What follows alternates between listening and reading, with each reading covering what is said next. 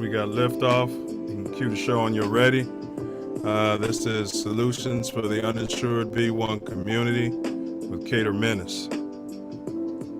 Copyright disclaimer under Section 107 of the Copyright Act 1976. Allowance is made for fair use for purposes such as criticism, comment, news reporting, scholarship, and research. Fair use is a use permitted by copyright statute that might otherwise be infringing. Nonprofit, educational, or personal use tips the balance in favor of fair use. Please like, share, and subscribe. Post it to your social media. Let's get them in the building. In entering upon this course of instruction, each of you should, so far as possible, lay aside for the time being all previous theories and beliefs. By so doing, you will be saved the trouble of trying All the way through the show. to put, quote, new wine into old wineskins, end quote. Luke chapter 5, verse 37. If there's anything as we proceed which you don't understand or agree with, just let it lie passively in your mind until you have enjoyed the entire show. For many statements that would at first arouse antagonism and discussion will be clear and easily accepted a little farther on. After the show is over, if you wish to return to your old beliefs and ways of living, you are at perfect liberty to do so. But for the time being, be willing to become as a little child, for said the Master in spiritual things, quote, except ye become as little children, ye shall in no wise enter into the kingdom of heaven, end quote. Matthew chapter 18, verse 3. If at times there seems to be repetition, please remember, the Self Luv Show is a lesson, not a lecture.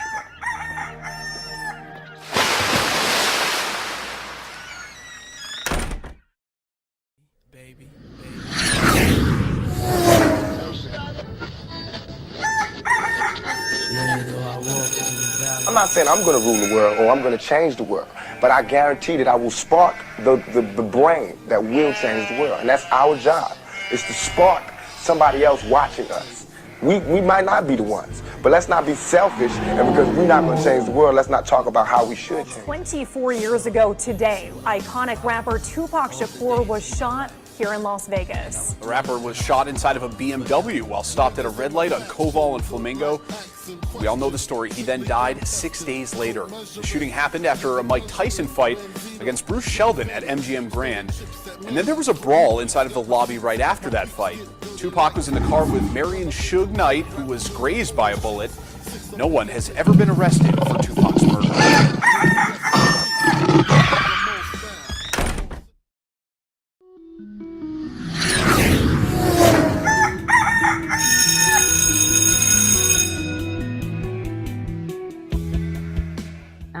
And even in this instance, if I could be of service to a 9-year-old girl or a 19-year-old woman or girl who wants to be a woman, is to really remember that self-love is the best way that you can receive love from anybody else, because it's coming from you. A lot of times we forget that. We look externally for this love. We look externally for this feeling of validation and adoration and approval, and it has to come from within.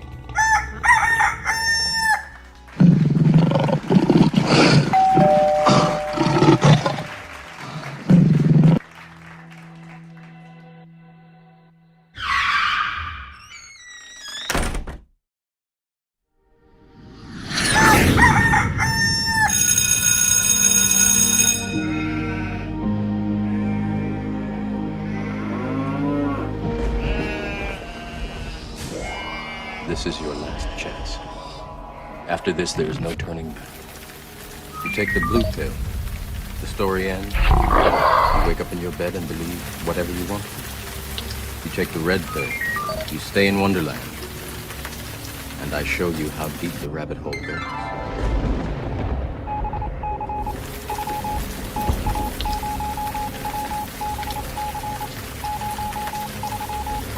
Remember, all I'm offering is the truth, nothing more.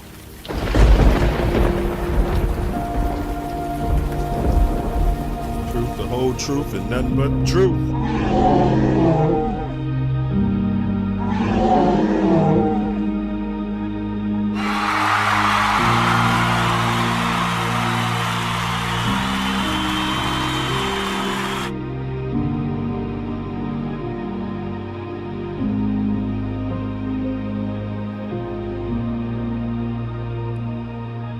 Shot time. Cue the music.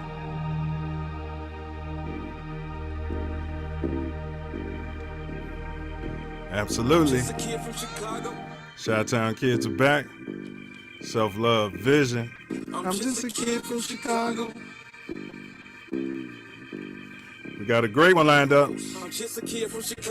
Lots of knowledge. Lots of Thanksgiving. Lots of charitable activity. This gentleman is definitely representing the Give Back gang. And we're going to jump on that. Welcome, welcome, welcome to Chi-Town's very own The Self Love Show, where we got two mottos. Motto number one is on earth as it is in heaven. All praise due to the Most High and also the ancestors. Big ups to my beloved, belated Mama Sky. Motto number two is as above, so below. Right now, we can be found Malcolm exclusively. That's soon to change. Right here on this YouTube channel. This ain't that network, man. And as we say, TATN. Chi-Town is in the building, and I'm just a kid from the Chi. This your co-host, 9 Millie, also known as Self. What down, what down, what down. Repeat after he. I am greater than my excuse. I am greater than my excuse. I am greater than my excuse. Today is Hump Day, Wednesday, October 12th at approximately 8:07 p.m. We live, we in living color.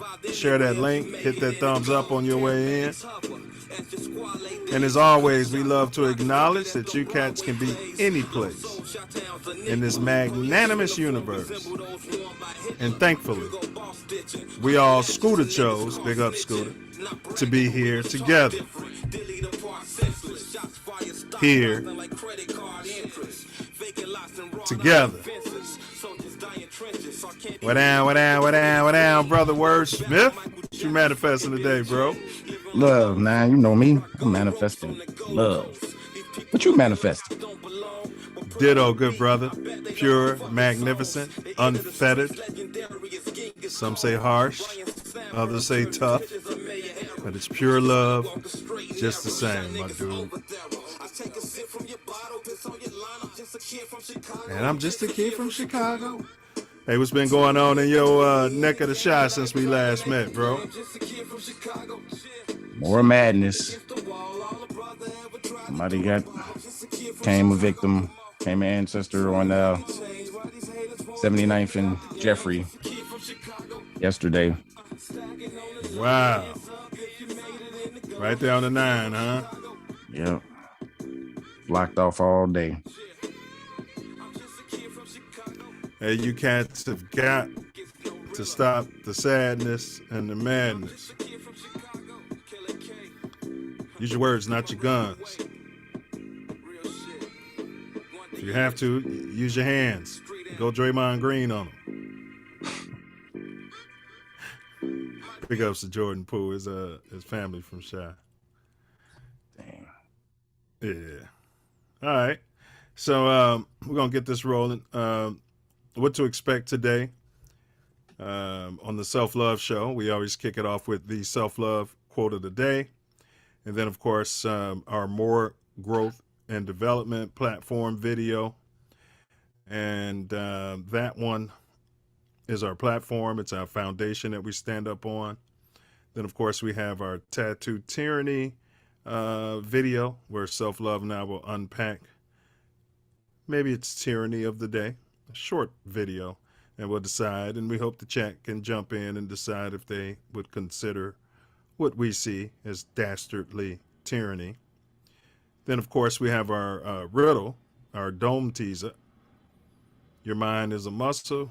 The more you exercise that muscle, the less likely it's to become useless. And then, so we'll give you the riddle, and you have a chance to solve it. Give us the key in the chat. And then we'll give you the key at the end of the show. And then tonight's topic, we have Cater Minnis in the building. And we're going to cover solutions for the underinsured. That's key. Underinsured, because we do have insurance in the Black community. So the uninsured B1 community. Then, of course, we have next week's sneak peek. We'll tell you what we got coming next week for you. And then my personal favorite part of the whole shebang, and that's where this brother to my right summarizes the entire show tonight in a metaphysical piece of prose right off the rip, right off the top of his dome. It's a work of genius. Suggest you all hang around for it. Got any announcements, bro? Happy heavenly birthday to my Uncle Joe. His birthday was yesterday. He passed at 92. Yeah, rest up, Uncle Joe. Man, rest up. 2017 said 92. Goodness. Heard it come right out of my mouth and like, what did you say? Well, like, gather that back up. All right. Yeah, rest up, Uncle Joe. Rest up. Great man. Absolutely. And all I got is you guys make sure you subscribe, hit that notification bell if you haven't. Share this link. This is a journey we're on. It's a journey to 9,999 subscribers. And then this show shall spark positive change within these United States. Facts. And if there's any insurance professionals, we'd love to hear from you. Also, anybody in the chat, type in there what city or state that you're representing from. Well, we always like to hear that as well. And enough of my yapping. I'll turn it over to this brother to handle his business. Welcome, welcome, welcome to the Self Love Show. Thank y'all for being here. Warms my heart whenever y'all come out. Ain't no us without y'all. And as always, we've got Self Love Show quote of the day. But after that, we have the Moor Growth and Development video platform, which we are building the Self Love Nation off of. And you don't buy life insurance because you're going to die, but because those you love are going to live. Once again, you don't buy life insurance because you're going to die, but because those you love are going to live. Unknown.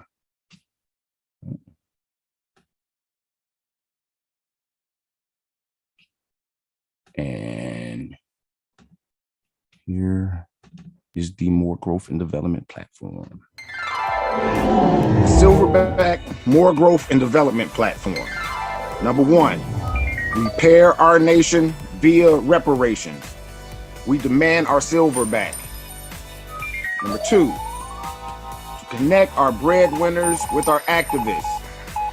And 3, show an accurate depiction of African American Chi-Town. 4, to shine a light on positive influence. 5, heal our community one person at a time.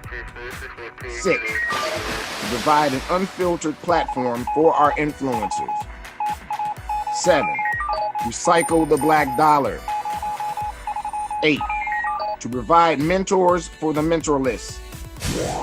9, to close the gap between us and our pink kinsmen.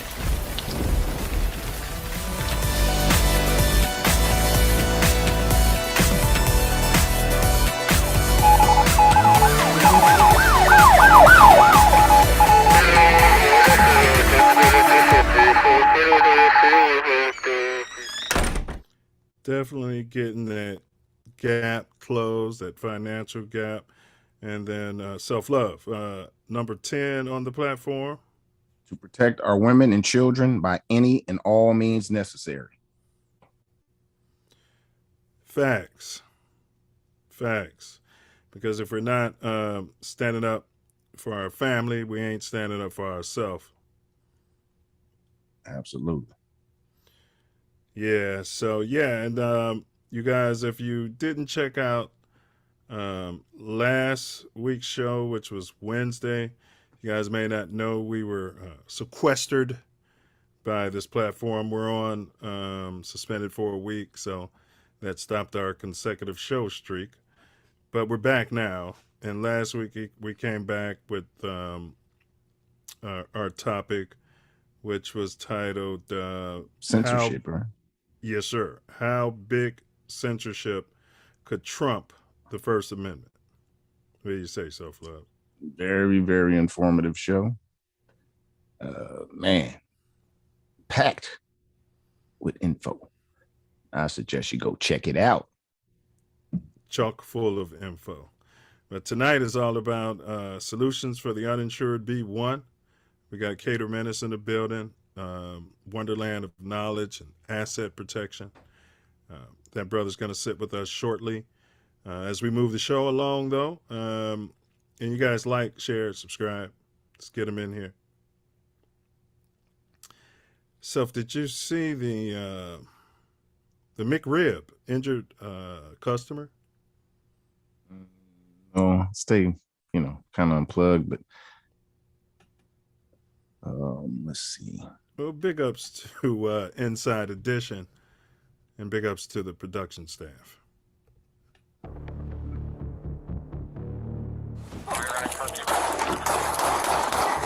A San Antonio police officer has been fired following the shooting of a 17-year-old. It stems from an incident when police were called to a McDonald's for an alleged disturbance. As the officer attempted to gather information from witnesses, he noticed a vehicle that had evaded him the day before as the officer attempted a stop because the registered license plate did not match the actual vehicle. The day before? This vehicle was not the subject of the disturbance call. Authorities believe the former officer, identified as James Brennan, thought the car was stolen. Body cam footage shows Brennan walked over to the car, abruptly opened the door, and ordered the teen out. Get out of the car. The car was put into reverse with the door still open, and Brennan fired 5 shots into the vehicle. The teen driver put the car in forward, and Brennan shot several more times at the fleeing vehicle. Shots fired! Shots fired! The teen driver was reportedly hit by bullets multiple times and was taken to the hospital. According to the San Antonio Police Department press release, Brennan served on the force for 7 months. Officers in the department are on probation for 1 year following police academy graduation. Brennan is not eligible to appeal the termination. In this circumstance, the department terminated the probationary officer's employment due to his actions during this incident, which were in violation of departmental tactics, training, and procedures. The San Antonio Police Department says an investigation into the shooting remains ongoing. This is Inside Edition Digital. Yeah. It's ridiculous. I noticed, well, he was fired right away, because he doesn't have that, the Fraternal Order of KKK back in him yet. Right. He's still probationary. I think he'd been on for 7 months. And he was charged too. They charged him He with should ag be. assault. Yeah. I mean, you know, time and time again, same crapulous behavior. And, you know, at least they charged him or whatever. We'll see what happens with those charges, though. Yeah, but do you think he would have been charged if he shot Pookie, 17-year-old Pookie? You think he would have been charged so fast? Think there was going to be some outrage after they saw that footage.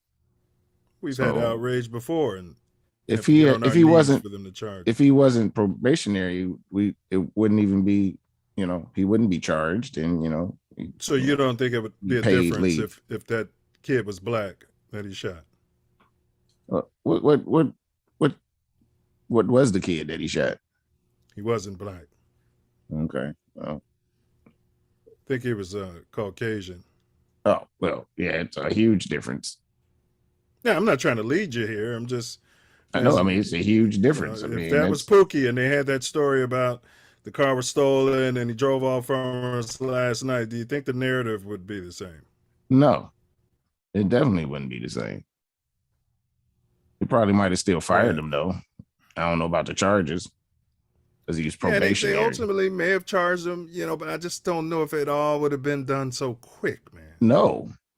That was the question. Which is why there's an uproar, which is why we protest, which is why we get in the street, because they don't handle things swiftly and appropriately like it was handled in this case. Yeah, they don't handle it equally either.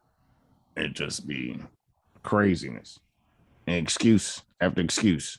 Yeah, exactly. Well, you know, he shouldn't have driven off, and had he not driven off, if he didn't back up, you know, he didn't put it in reverse. Yeah. How about if you didn't walk up and open his car door and start shooting? What the? Is that legal? A Happy Meal. That's not. Yeah, I don't think it's legal. No, and he can't just walk up and open up the car door. And the kid is on life support, man. So I hope he makes it. But shit. So that McRib. That's right. I called it McRib. But well, you tyranny. Yep. Yeah, Officer Butthurt. He was hurt because somebody got away from him last night. He wasn't even there for that. That's crazy. Phenomenal. Yeah. All right. But small ups to the police department. I mean, they did, you know. No ups. Yeah. He was I guess I give him a little ups. I give him a little ups. Yeah, they can get small ups. They did all that we're asking them to do. If that was Pookie, I'd feel, I'm happy it wasn't Pookie. But, you know, when they start moving like that, when it's one of us, then maybe I'd feel less enslaved here in the United States. Yeah. All right. I'm not saying we're slaves, YouTube. All right. So now, you guys like, share, and subscribe. Tonight is Solutions for the Underinsured Black One Community with Cater Minnis. Please, we got our next topic here. It's called How to Move. No. It's What If They Were Pink? What if they were white? Big Ups Inside Edition. Air rage has exploded during the pandemic, and it has still been a problem. The latest incident, a passenger who sucker punched a flight attendant in the head.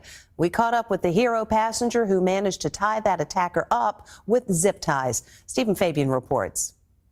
Chaos in midair as a passenger sucker punches a flight attendant. Oh my God! Passenger reportedly became enraged when he wasn't allowed to use the bathroom in first class. Suddenly, he lunges and throws the shocking punch. I guess he was threatening Fellow him. Passenger Barry Livingstone recorded the outburst. It was horrible to see, and the first thing you thought was the pain that this man was going through, but then realizing as he turned around, he could come for any one of us that were sitting there. The plane was headed from the resort town of Cabo San Lucas to Los Angeles when the violence erupted just 20 minutes into the flight. After the sucker punch, at least 3 other passengers jumped in to help subdue the unruly man. I told the guy behind me, I said, hey, we got to go take care of this. So I took the restraints, went back there, and We told him, hey, we're putting these on you one way or another. You can see the passengers and flight attendant place zip ties around the wrists. Another flight attendant stands by with duct tape just in case. Reports of violence in the air have been declining in recent months following last year's surge. Most notoriously, this incident in which a female passenger punched out a Southwest Airlines flight attendant and broke her front teeth. It's really crazy that something could happen at any moment, and I think just people just need to be aware not to let your guard down. Oh my God! Yeah, that. He was flying first ass, not first class. Oh my God. He got mad because he couldn't use the bathroom in first class. Yeah. Did you see the flight attendant mouth off at him? He pulled a Jordan Poole. Big ups to Jordan Poole. Are you threatening me? It turned his back. Oh, man. So what if the flight attendant was black? What do you think would have happened? Oh, man. It would have been a response, probably a physical response right away. Turned around and probably stumped him out and probably lost his job. We'd have a whole different spin on this story. Huh? Lost his job, everything. And the people on the flying would have been like, yeah, we got to handle this. They would have jumped the airline. They would have hall tagged the flight attendant. Yeah, flight attendant. Yeah. Yep. Yeah.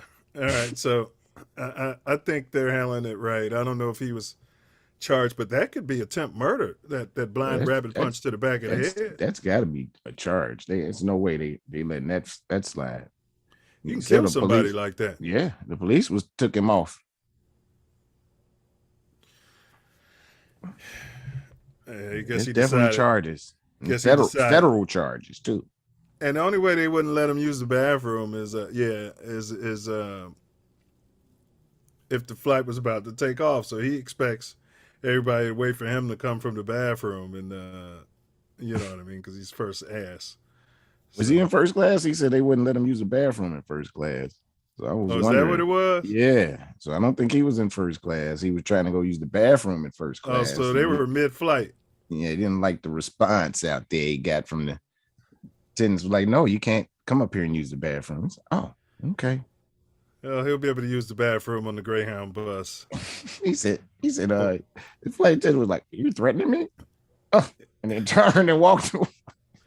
Yeah, but that dude, man, the flight attendant was bigger than him. He should have backed away. So if you were going to swing, you could have swung when he was face to face. Yeah. But you want to be a coward and wait for him to turn around and walk away and punch him in the back of the head. That's low. He should have backed away, though. Should not have turned your back on somebody that's aggressively threatening you. Yeah, I agree with that. Definitely. Hindsight, but definitely, yeah.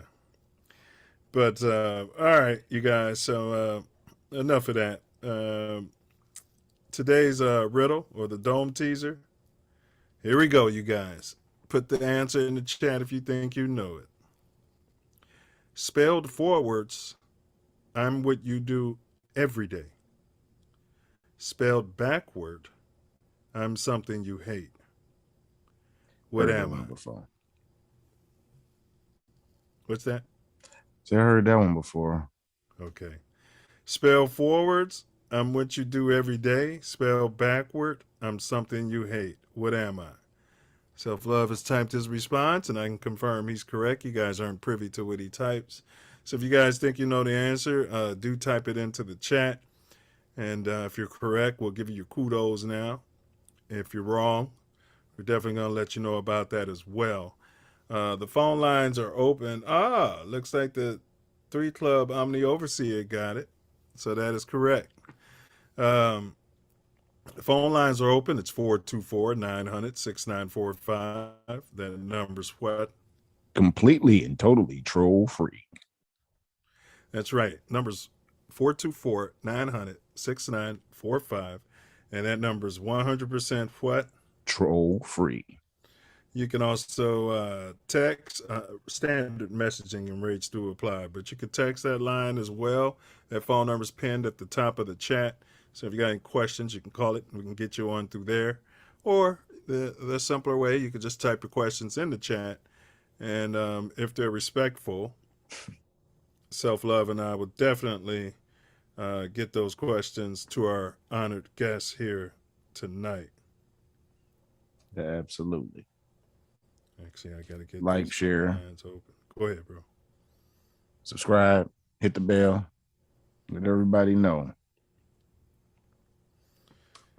Yeah, we got Oh So Suave in the building. Yes, sir. Oh So MFing Suave.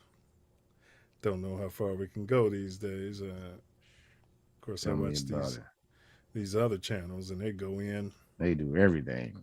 You should have heard the stuff they were talking on the podcast today, Self. It's just espousing. Yeah. You know what I mean? Espousing. Not even giving sources, just espousing. As it should be. I think he don't leave his shows up or something. So I tried to find that David Icke one again later. Yeah. It was not up. Yeah, they probably get pulled down. It's probably what's happening. Yeah. You know. Yeah, one or the other, though. You're probably right. They probably start pulling them down. All right, certain shows. But, all right, good job on that dome teaser. The key was live. Big ups to I'm the overseer for solving that. But enough for the appetizers, self-love. Let's quench the self-love nation's thirst. All right, so we're going to run this short promo video and shoot the Nupa text after you roll this on that thread. Yeah. Appreciate you. Already working on it.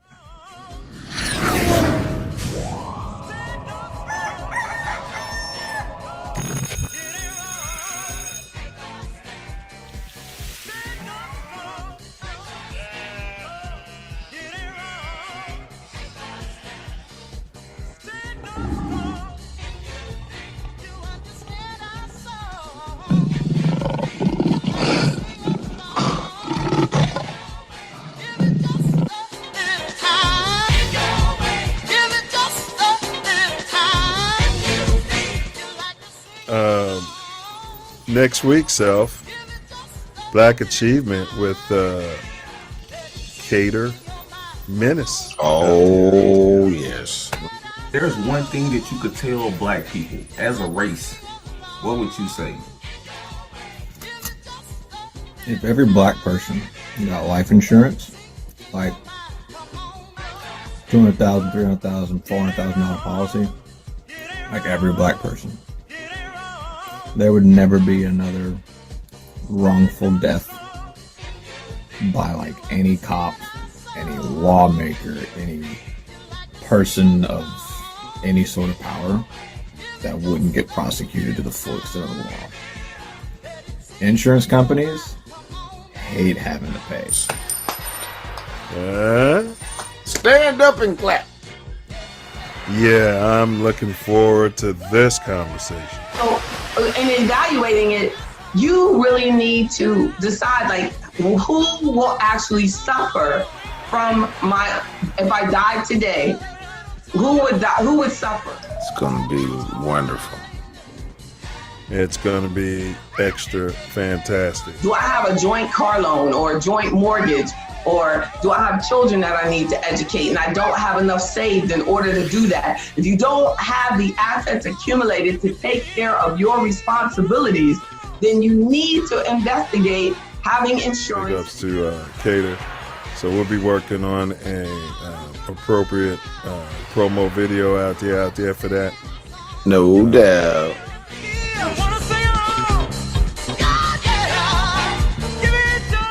Hey bros, what's going on? This is Cotton. Be sure to subscribe to my channel if you haven't already. Subscribing makes you feel good. Do you still have them? Got mine.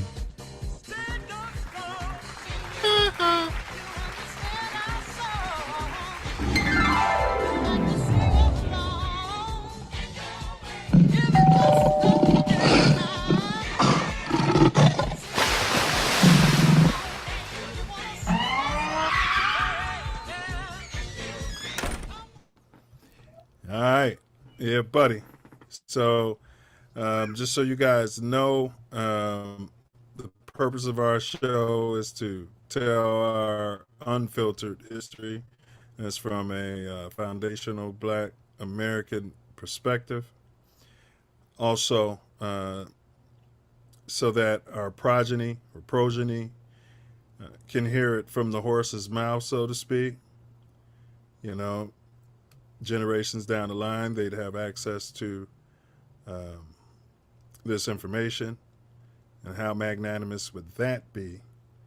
You know, for instance, if I were able to sit back and watch my great grandfather talk about how things were in the world during those times. Also,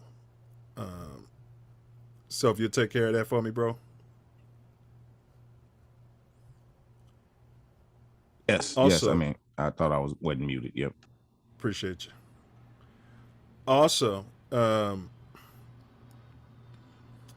going to have some talk about asset protection and insurance education. Should we be overinsured, underinsured, uninsured? Things of this nature. Just to give you a little breakdown, some background information, data we pulled, a 2020 study found that rates of having life insurance are about the same for Black and white people. The number is actually a bit higher, a couple percentage points higher, meaning Blacks are more insured than whites on a percentage basis, very close. However,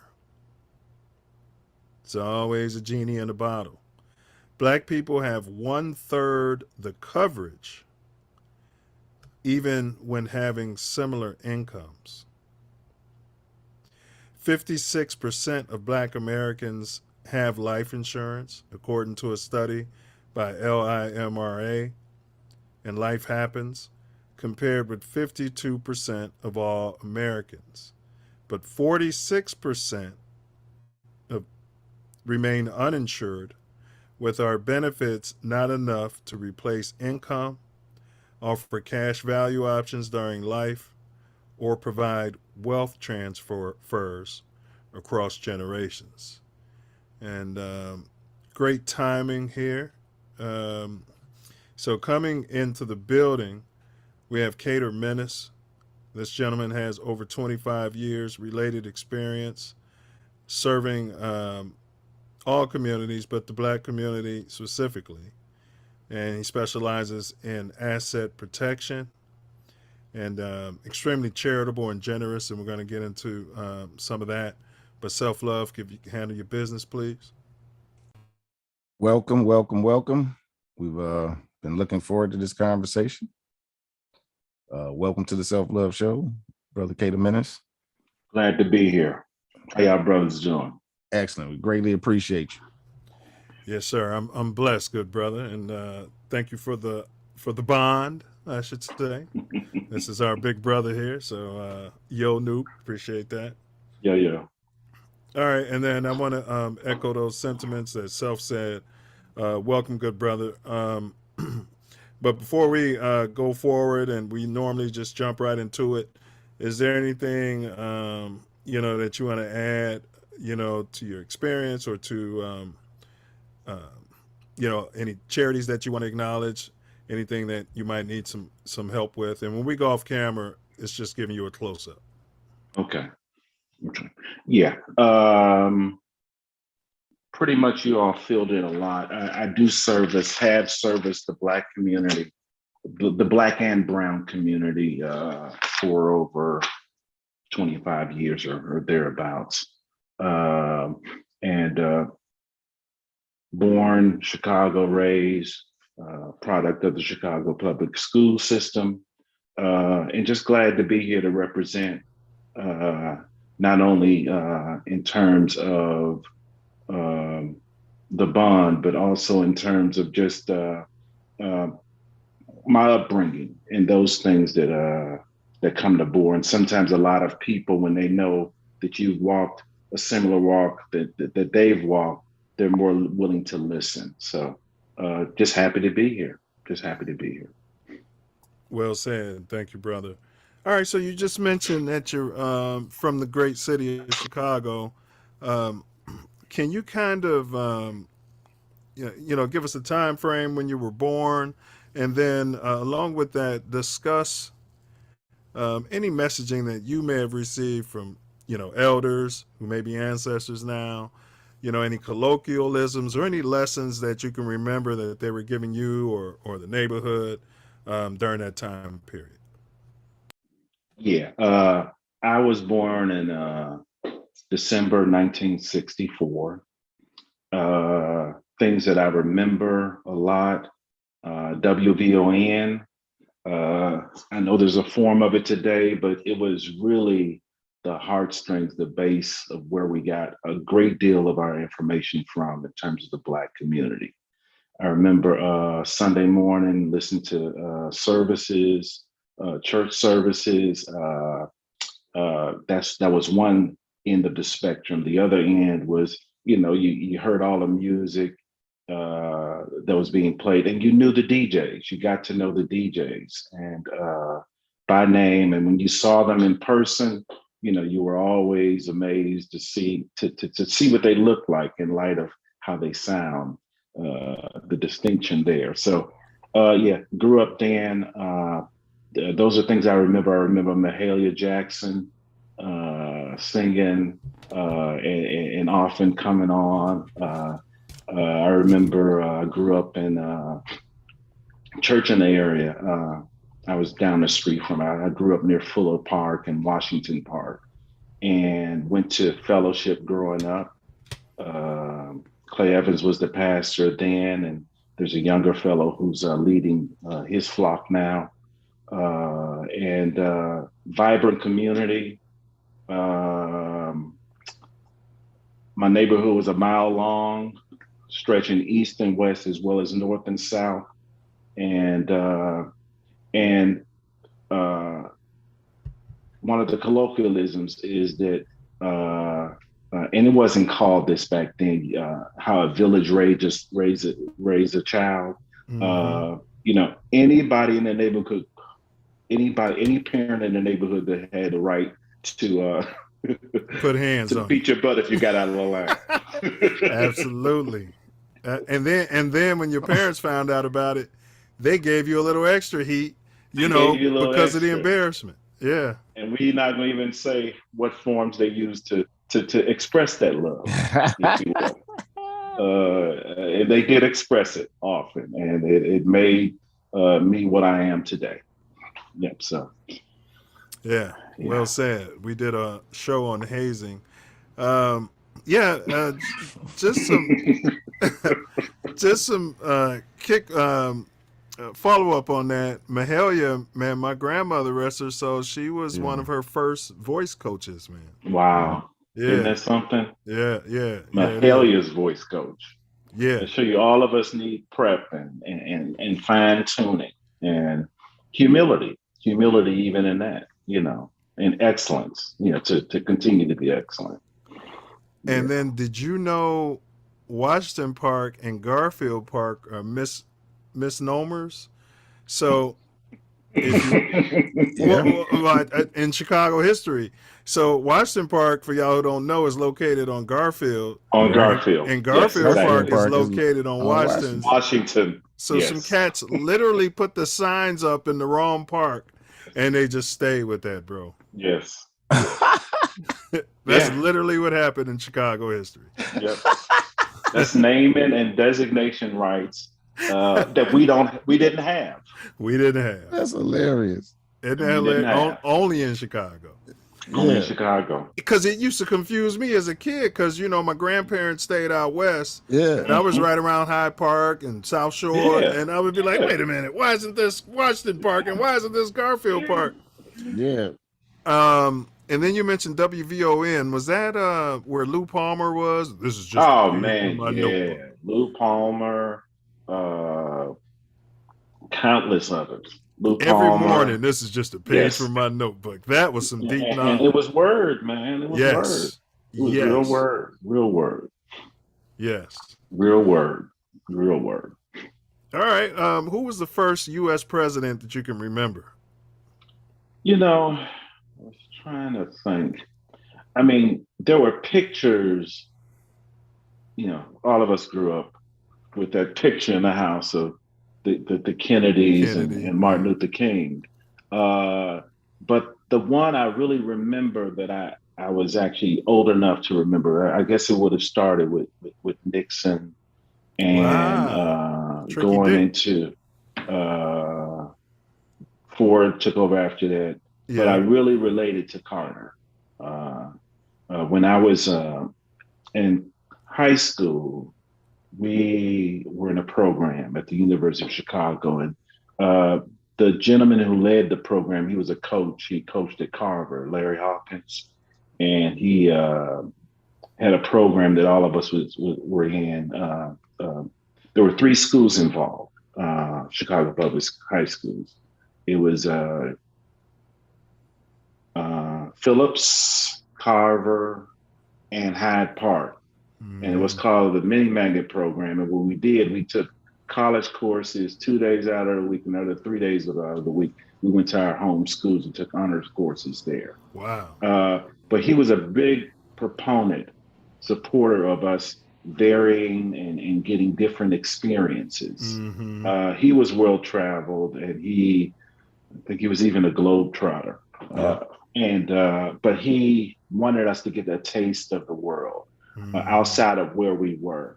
So outside of that mile that you were discussing. That mile, exactly. And so he was a big proponent of that. Am I off track? No. Okay. It's great. Okay. I'd be shocked if Tori's mom, because she was an administrator at Carver. Yeah. Okay. For 30 some years. Yeah, I'm sure she probably knows. Well, we'll wrap. Yeah, we'll wrap. Yeah, I probably know of her, or know somebody who knew her. I probably knew her. Now this topic has become a bit taboo, and then after this one, I'll turn it over to Self Love. In modern times, can you speak on Black churches and their relationship in your mind with the Black community then versus today? Okay. It's always been a pillar in our community and a basis for distribution of information, if you will. When I was young, you took things literally, okay? And the word was, you remember from your parents, if you asked them why, they said, because I said so. Facts. And in a lot of respects, that's how the old church was, okay? Today's church, in terms of the Black community, is different because we're different, because societal things are different, because the speed of information is so different now. Knowledge is easier to obtain. I used to tell my kids, when we were coming up, when they would ask me a question, I say, go look it up. I didn't know Google was going to be around the corner. Because I used to want them to go and look in a book or go to the library. Yeah. But today's church needs a younger voice, and it has one because it has to reach the new generation. And I guess it's always been that way. It's just that there's such a marked difference in terms of the outreach, if you will, that's needed. And I see a lot more of that because information is so readily available. It's easier to obtain and to get information out, which is good and bad. I think that today's church, to reach people where they are, has to be and is in a lot more cases real. When we were coming up, the whole issue on abortion was not framed in the way it is today. Okay. Now, I mean, if there was, I'm always been for,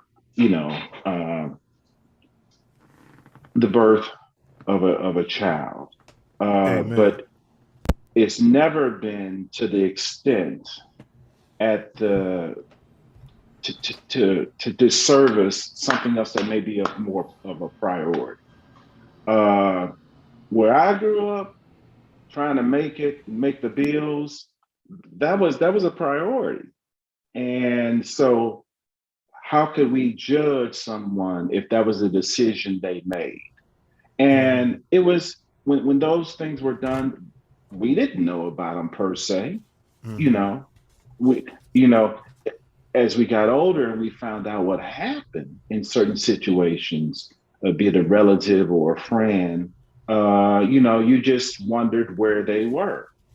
And today you see the walks of people's lives and how things affect them, the things they take into consideration. And folk that don't have to worry about that, and there's no financial pressures, it's much easier to make a decision and say, this is how I believe. But walking in the shoes of people in our community and the likes of what we grow up with and are faced with, who am I to judge? Knowing the circumstances, and all of us each have our own cross to bear, and who am I to tell a Black woman what she gonna do with her body?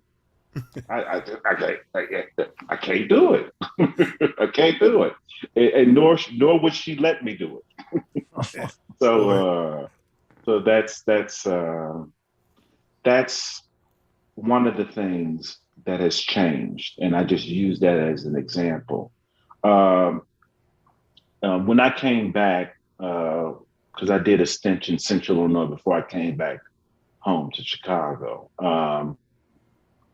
When we first came back, got married, went to a big church on the South Side, but they were growing. They were growing tremendously, and saw a lot of growth there.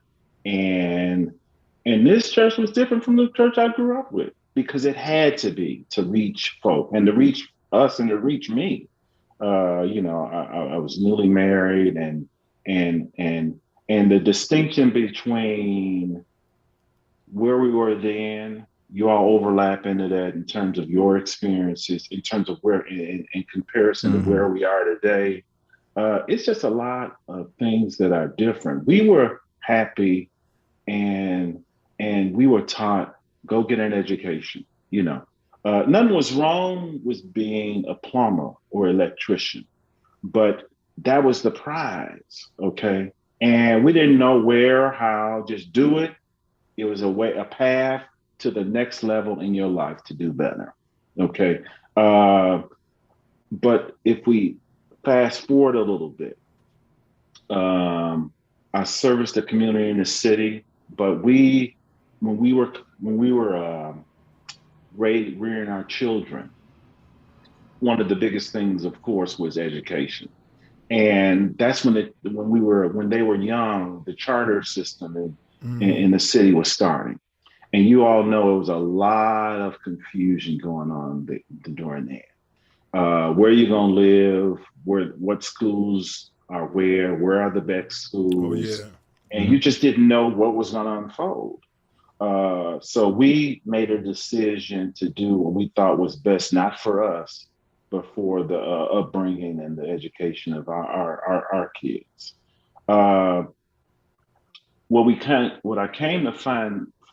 What I discovered is that when they were entering high school, a lot of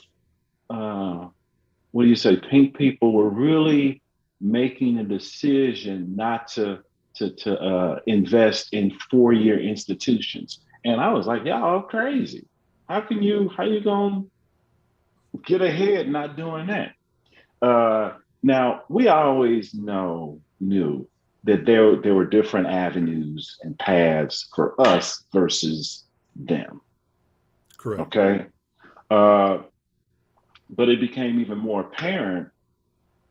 And sometimes it's good to watch trends, not necessarily of those right around you, but overall. And they started putting their kids in JCs back then. It was cheaper, and they started creating programs that launched them from those programs into four-year university systems, and they made paths. Okay, and it still took me a while to understand that, and I still didn't feel that was a route for my kids per se. But do I feel differently now? Completely. We understand now that education and obtaining knowledge and trying to find out what it is that you want to do next in your life is not necessarily based on a four-year education. It's not a bad thing, but it's not it's not totally dependent upon that. Okay. I mean, we on YouTube tonight. YouTube University is here. And I'm on YouTube a lot, and the kids say, "Dad, on YouTube again." But I like to learn, and there are different ways to learn, and nothing is like real practical experience and knowledge. It's just that we want our kids and our legacies to understand that life is still about completing things. Correct. Because if you don't complete things, you just don't establish a foundation. If it's something you don't want to do, then leave that over there. You tried and you experienced it. So yeah, I mean, it's like I don't care what you do, but you're going to do something. And then that's right. You made a point. Right. Even if you look at the cost at University of Illinois versus when you were there and I were there, it's a cost benefit analysis. And if you come out paying loans for the next 20, 30 years of your life, when that money could have been getting invested, which we'll get into. Yes. It does kind of make you think. We don't debate, just shameless plug. We did a whole show on abortion, so you guys check that out.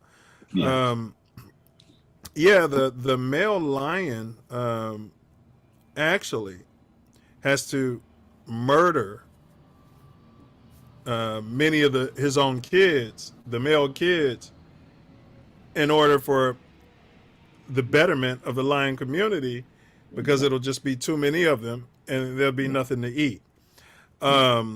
Many farmers used to do the same thing that's not talked about in America. Post birth, many of them would murder, whether it was crippled or not, or handicapped, I should say these days, or not. They would, it's got to be a horrible thing as a parent to have to do, but you have to feed 8 other, and you're like, I can't feed another one. Everybody's going to starve. So, there is that, nobody talks about. So, okay. We are going to reel back to your early childhood and, growing up. How many times, if any, can you remember gunfire growing up? In your mind stretch.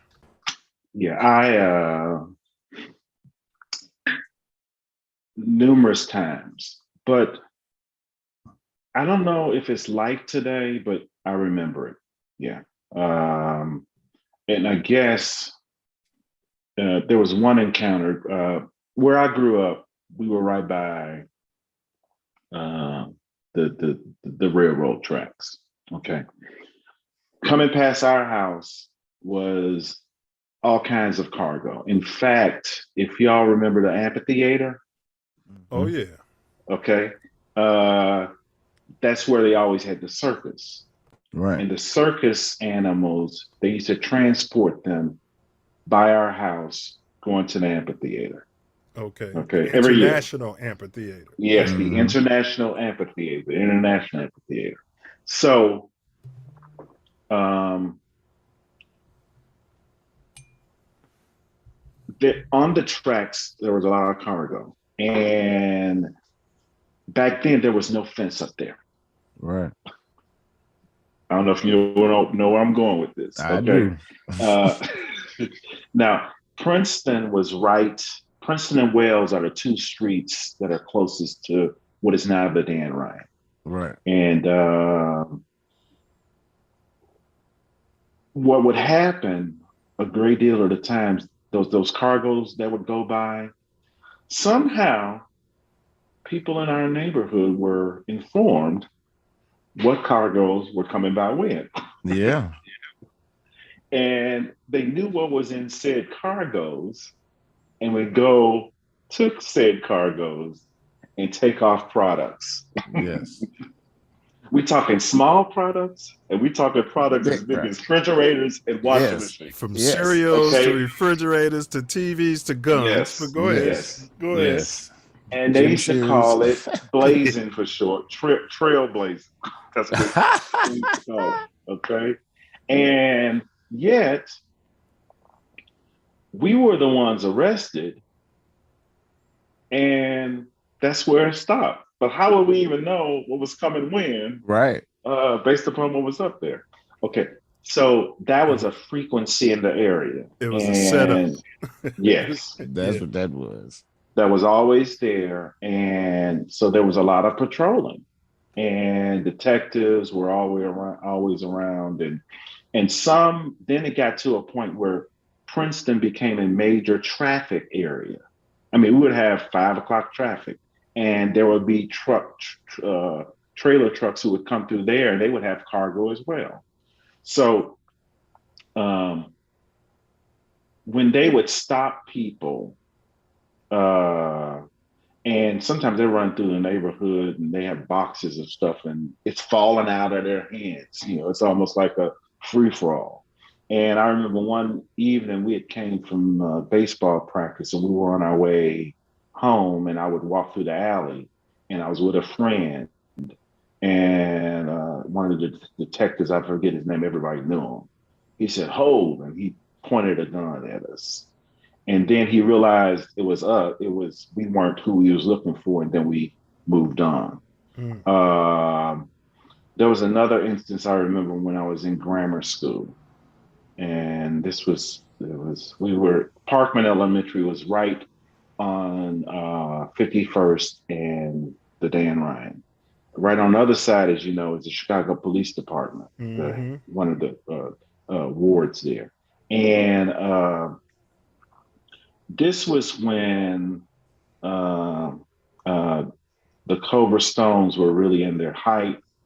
And I was in class, and I remember a group of guys walking past our class, and we were on the first floor.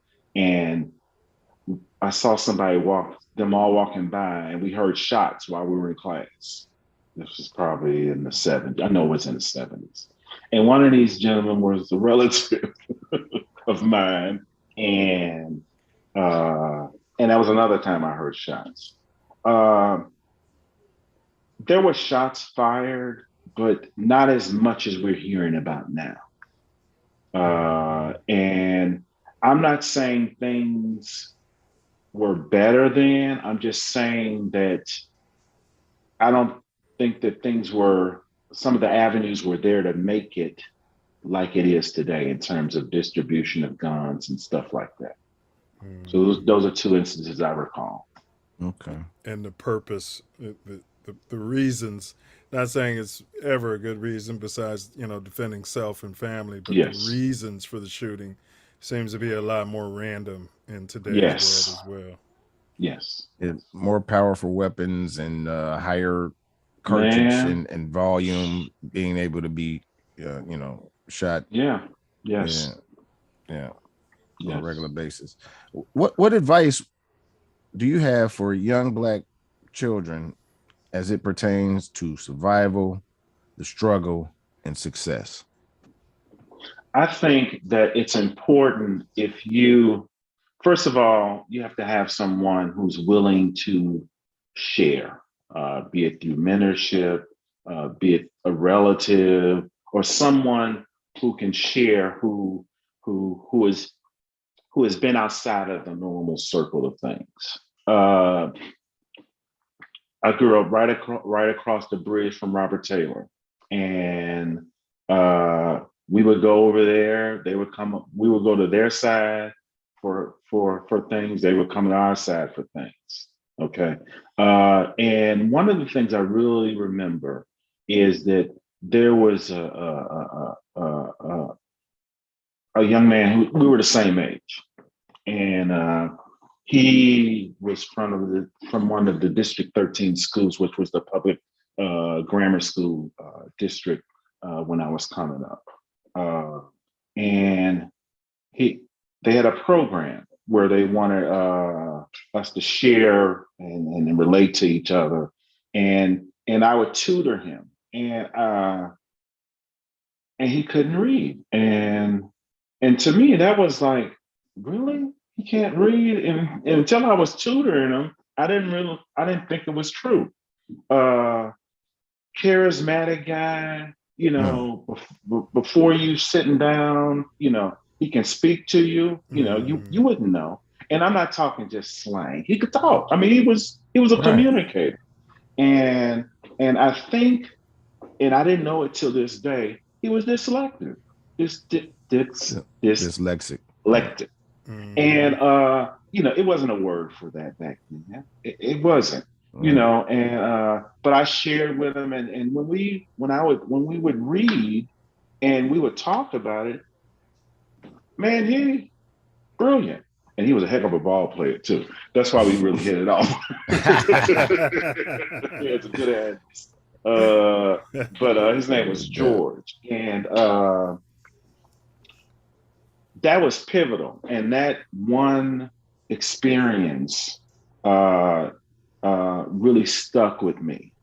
It was shortly thereafter that I got involved with the program over at the University of Chicago, because it started out with Upward Bound, and I was in that from 7th grade through high school, and then even tutored or worked Upward Bound when I was down at U of I. So it's important for us to give back, but it's important for them to see that there's more than just where they live. And see, this is something that's not just instrumental in our community. Other communities that have more financial resources realize this as well. It's important to see different things and experience different things, so you realize that there's a world around you, and it creates a curiosity and a spark that makes you want to find out more. and that there's more than just where you are, Absolutely. And it's pivotal. I mean, it's pivotal to start that spark in a person, to just go out there and find, to learn more about the world as a whole. Expand your horizons and spread your wings. And spread your wings. I'm dyslexic as well, so I mean, Okay. I know what that, Yeah. Yes. I just had people that kind of recognized and was able to, steer me very young. Yes. I wrote in complete mirror image when I started writing. I was like, completely. They were like, "What? Yeah, Wait a minute. left-handed. It's on the board. It's on the board. How you?" That's the way I started. They were 100 like, years "Oh, no." ago, they would have burned you on the stake and called you a witch. Yeah, man. Isn't that something, man? And Yeah. And just and not just that, but just how we think differently. Like it's something wrong with it. Right. Like it's something wrong with it. You just Right. have to meet people where they are. That's it. Meet people Facts. where they are. And I have a younger brother. pretty sure that's one of his issues. But there has to be a spark there and a desire after that to want to do more. And I know you've wanted to do more. You're doing it, and that's where it starts. Facts. All right, so that ends our early life segment. We're going to hop into some foundational questions. And this is our platform, the Moor Growth and Development platform. And so this has been a topic. Self Love and I, we've done a show on it as well. Shameless plug. But what's your take on reparations? Okay. I think that we more than deserve it. More than deserve it. I think the country has been built greatly on the backs of us, Black and brown people. Okay. Without us, where would it be? Okay. But we can't wait for it. And also in terms of, if you got it, what do you do with it? Okay. And when I say that, what I mean by that is that if we got it, we should be doing the same thing with it that we should be doing now. We should create paths of success for ourselves.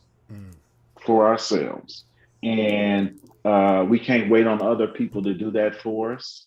And it's nothing wrong with other people either. I'm just saying that we can't wait on other people to do that for us. Now, that's different from pulling yourself up by the bootstraps. Okay? Because none of that ever happens. Right. None of that ever happens. Never happened from them. The people that say no. We pulled them up by their bootstraps. That's right. We gave them boots. And the straps. And the leather soles. And the leather soles. That's right. So that's my take on it. Yeah, we deserve it. Anyway, if it comes, ain't no way we should say we don't want it. We accept whatever we get from it, but keep moving. Keep moving.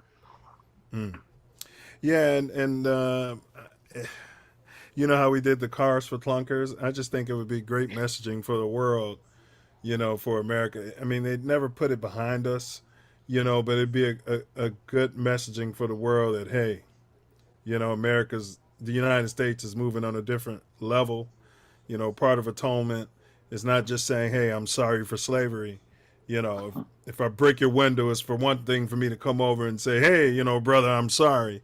It's another thing to say, hey, when I get my next check, I'm going to take care of it for you. That's right. And That's I'm sorry. Right. That's and right. I apologize. Right. That's right. That's right. Learned that at the Million Man March. Okay, so let's jump on to the next one. What strategy would you employ to motivate foundational Black Americans, our upper middle to upper echelon, to be more supportive, to support community activists and charitable organizations more, not saying that they don't already? I think we need to paint a picture consistently of examples of how, when you help people, what it does for them. And remind them how they were helped. But go ahead. And remind them of how they were helped, because sometimes we forget. And I'm a victim too. I mean, when things are flowing and I'm in the midst of my life vibing, I'm rolling, and maybe I see someone on the corner at a street, they want a donation. Okay. Now, coming up in that environment, there is a certain discernment that I do have. And my wife often says, every time she see a corner, she want to give them something. But, sometimes there's some telltale signs. I see, no, that ain't the one. Right. Right. And it ain't because I don't want to give. It's just that He's It's just hustling. just That's his hustle. He's doing it for a Right. living. Then you know. What I That's mean? right. That's right. For a living. And I know that because I grew up with some people who that was a living for them. And they made a lot of money and they always wore the nice clothes. Yeah. And you wondered where they got it from. Yeah. But that's one extreme. The other Correct. extreme is, we just have to show people how they can do, how they can be successful. I think that's the trait. I'm involved. I'm a real proponent of the success of Black Wall Street, and oftentimes people just think it was one. And you all know there were a number of Black Wall Streets. Man. Oh yeah. In the nation at different period of times at different eras. Each time they were knocked down. It was more of the norm, is why they all began to fall, and it's a whole lot of them. In it was 1919. Mm-hmm. In 1921, it was a whole fall. They destroyed. Man, they went on. Yeah, we're doing a series on that. But go ahead. That's brother. beautiful. That's beautiful. Yeah. So what we'll do is what we did is there were a number of them. Oh, well, right now we did. I was just part of a festival. It started out as a truck food fest about 4 years ago, but they did a Black Wall Street presentation this year, and what it does, it just we have to instill the reality of legacy building. It starts with our vote first, and then community action and pride in our communities, be they wherever they are, and just giving back. And that's a great deal of what got me to where I am today. So does that answer the question? Absolutely. Because, part of our platform, is connecting our breadwinners, so to speak, with the folks with the boots on the ground. Self Love and I have had numerous discussions with people, and we always ask this question.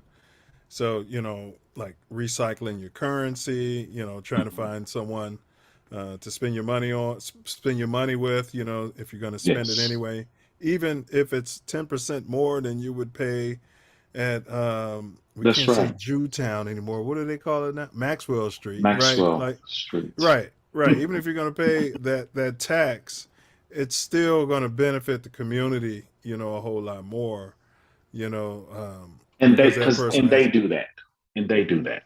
They do it all the time. Yes, they do that. All the time. Yes. It's all the time. Yes. So it's some way we've been programmed. Go ahead, brother. I'm sorry. Yeah, and the level, the quality of the product doesn't always matter either. No. The quality of the product does not always matter. No, because you were mentioning Black Wall Street, and that's all they were doing. I didn't have to give you a handout. You were the shoe shine guy. That's and right. You created a business, and then when you wanted to go buy food, you came to Tori's restaurant. That's right. And things like that, and you tipped the butcher, busser, the tailor, the cleaner. Right. You had They had several airports, hospitals, hotels. Mm-hmm. Their taxis were the finest cars of the day. The taxis. Yes. I'm not just gonna take you from here to there. I'm gonna take you to here to there. Oh, so they had Uber Black before Uber, huh? There we go. That's right. So my wife, she was flight attendant for years, and she noticed that when she would fly around with crew, and they get in the taxi. Speaking of taxis, the crew, when they were these were pink, because we make a distinction. There are white people, and there are pink people. But she noticed that the crew, whenever the baggage handler was white, they had money and they freely tipped them. Yeah. Whenever that person was black, they didn't. Oh, I don't have any money. I don't have any cash. I don't have any. And there's something inside of us. I had to drop this at a very young age, where we want to prove to other communities, I'm not cheap and I'm not going to stiff you. So maybe black people got the reputation of I'm not tipping because F you, for lack of a better term. I'm saving my tips for my community. And maybe we need to get back to that because there's something to be said about respect. Man,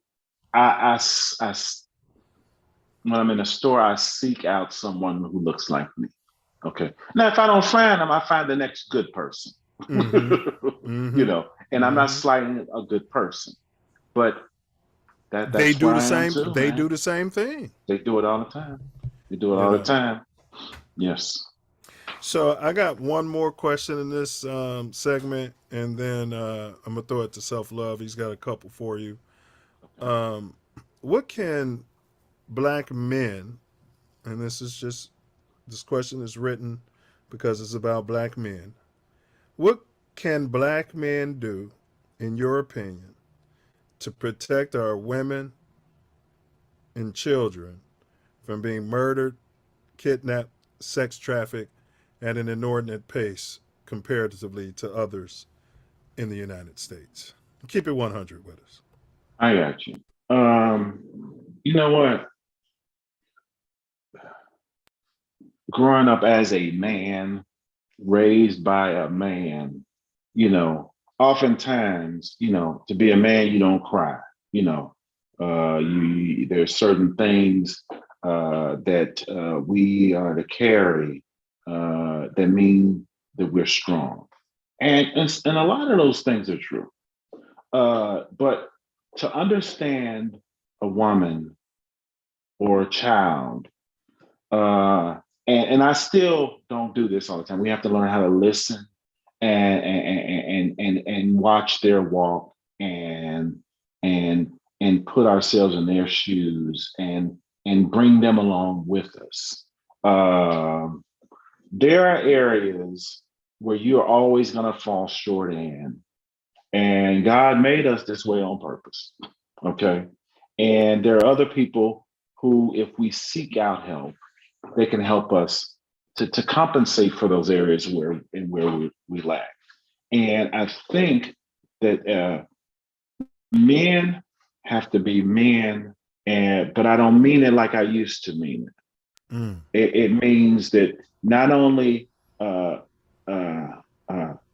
do we protect our women and our children physically, but we have to give them knowledge to carry on.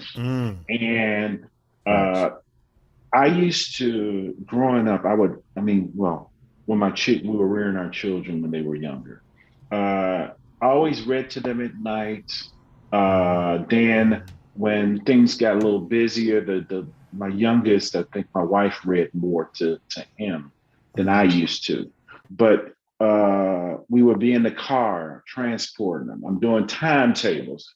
They don't remember timetables, but I would be shooting out timetables to them in the back seat, and just pouring knowledge, pouring knowledge into them, whether they want it or not. And then you realize later, a lot of the things, kids notice everything you do.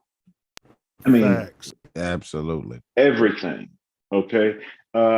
And being open and just being who you are around them, to a reasonable extent. But you want them to ride with you. You want them to see what you do. You want them to see you go to work. You want them to see you go grocery shopping. You want them to see you mow the lawn. You want to, now I'm not the handiest person. My father was a mechanic. There's a lot of handy people in my family. Okay. I was just given the gift of speech, if you will, more than they were. And we all use our gifts. So that's where we really need to embed protection. Because knowledge is what they need. That's what we all need. I mean, I was listening to Ketanji speak today, Justice Ketanji, and it's a different type of speech from a lawyer's bench or from a judge's bench that's different from us signifying somebody. Okay. She has to think not only what she thinks, but how to express that in legal terms and referencing things all the time and knowing the spirit behind it and how to express the real spirit of the law in a way such that it'll be carried out in a just manner. And to hear her speak, to hear Sotomayor speak,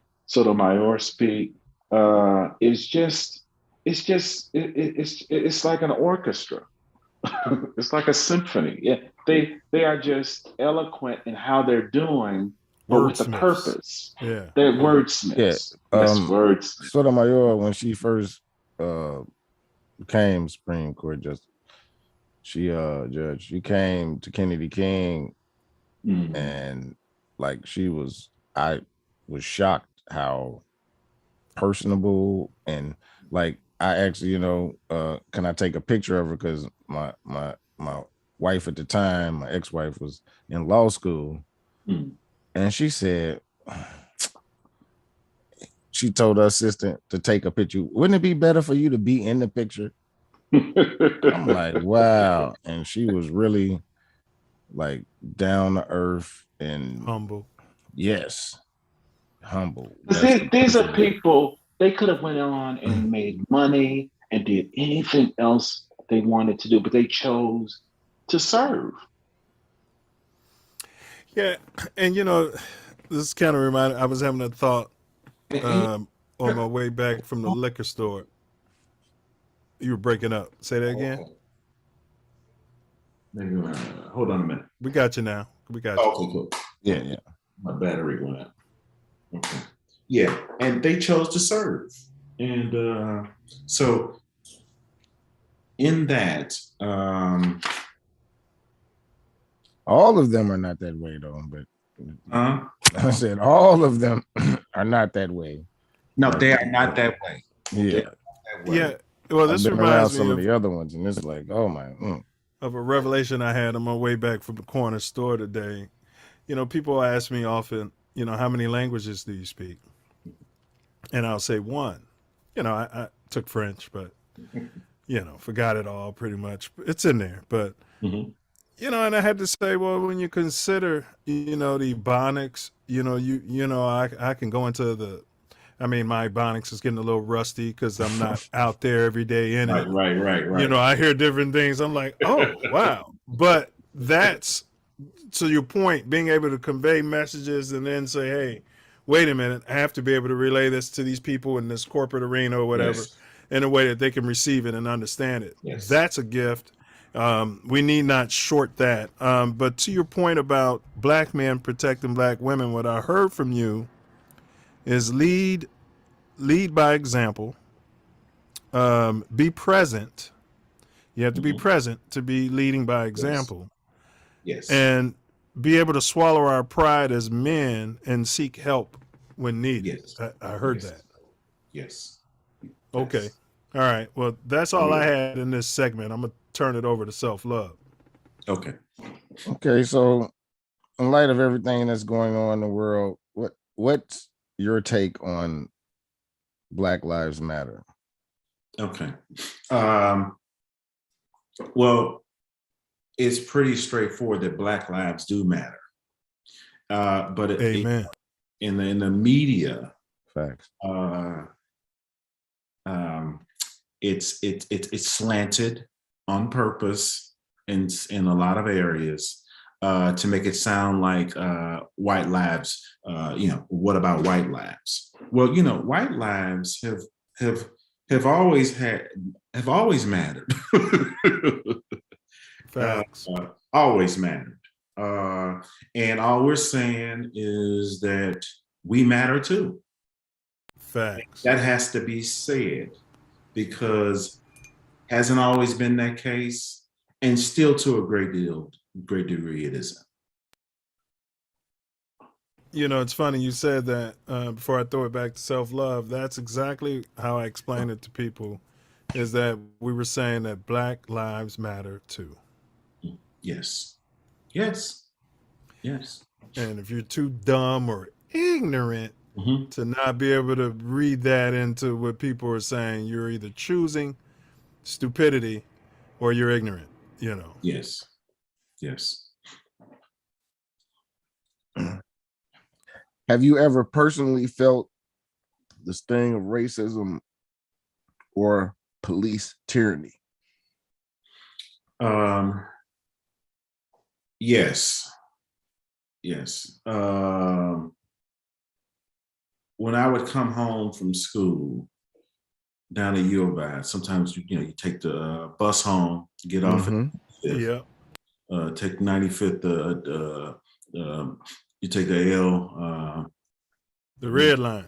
The red, that's what they call it now. Back then, we just called it. They had the A and B train, and and all stops. That's right. That's right. And I would take that home, get out, walk from 55th, there, walk back over to my house, and. But not to cut you off, we called it the Dan Ryan L. The Dan Ryan L. Yeah. Yes, exactly. And one time I was coming home, I had some clothes that I was going to wash. And I got stopped. And I said, I live right over on the block. And it was people who saw me, who know me, and who I grew up with, and adults. They would say, hey, Junior. They used to call me Junior. Hey, Junior, how you doing? How's school going? Were you stopped by I was blue and whites or detective? Blue and whites. Okay. Blue and whites. And they see me, you know. I tell them I'm just coming home from school, you know. And it's like it wasn't my neighborhood. And it just threw me for a loop. And I said, you know, it left a lasting impression on me. I mean, you know, even though I'm striving to do better, it don't mean nothing to them, you know. So we just try to navigate our way through that until we get to where we're going. That was one instance that I recall. Another. Well, before you go at your second instance. In that instance, did they demand identification? Did you have to prove it, show you U of I? You had to show you U of I ID? I had to show them driver's license. I had to show them my U of I ID. That was was gold. The U of I ID. Yeah, that was a real deal. Any black kid out there, if you're gonna get some fake ID, get a fake college ID. But go ahead, bro. Go ahead. And so I showed him all that. And I'm like, dude, and then I look at this dude and I'm like, you probably been, you know, I'm looking at him, the way he was talking, his verbiage, you know, it wasn't professional, you know, and I'm like, dude, you know, I wasn't being demeaning, but it made me look at him because they were in front of me and they were present. And my whole thing was like, you probably barely made it out of high school, the way he was talking to me. Yeah. And I'm looking at him and it just really hits home, you know. And you know, what can I do except just navigate through that situation? And the thing about it, if you weren't able to present your slave identity, you know, your slave papers, you might end up in the county jail that night over nonsense. Yeah, exactly. You know, now your record's bad, you can't get a job for a few years, but what was your second instance? The second instance,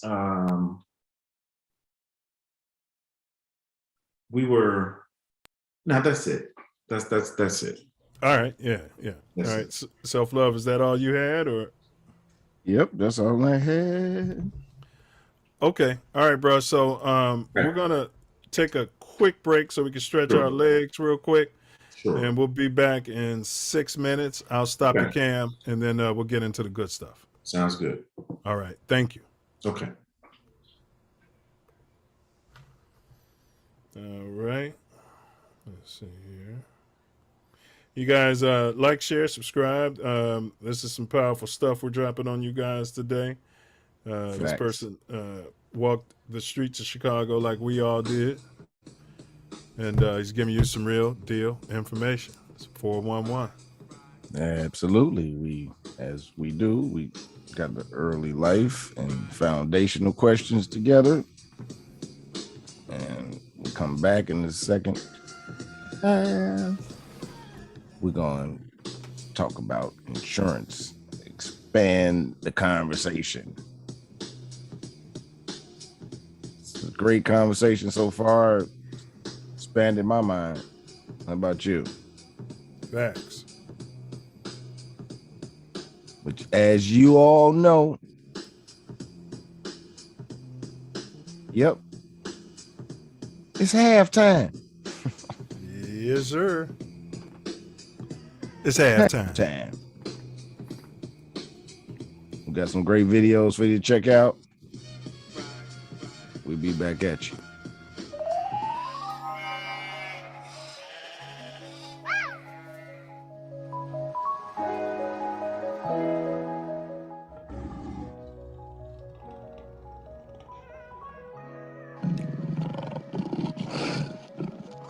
Yo, they shooting right now as we speak. That's what's crazy.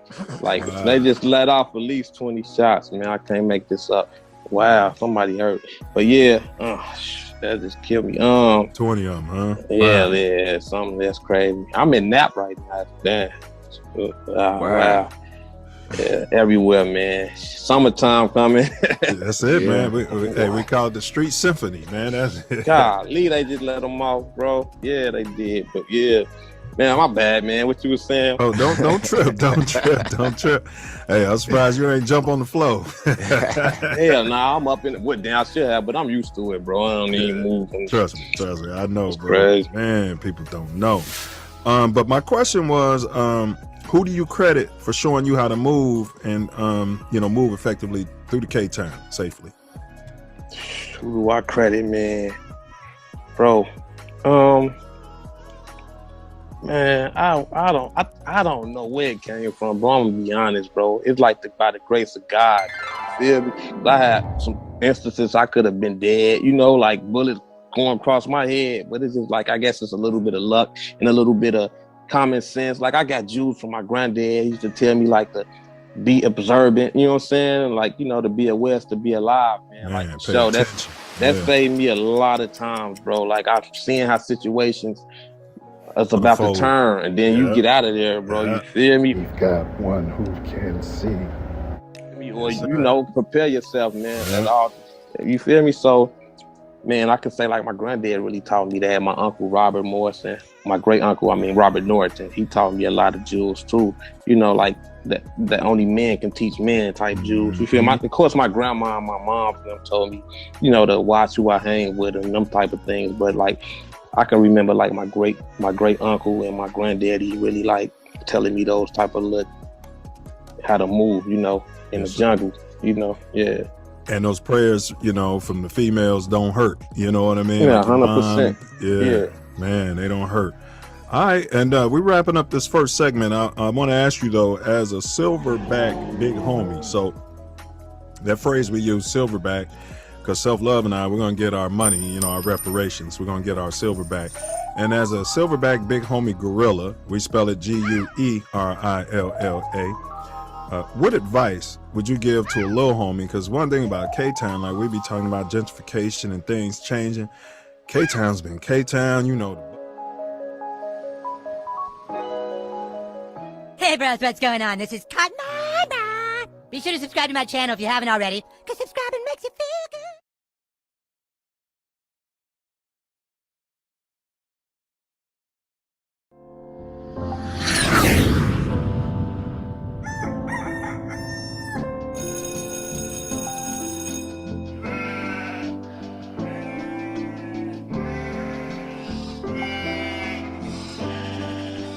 What do you white slave.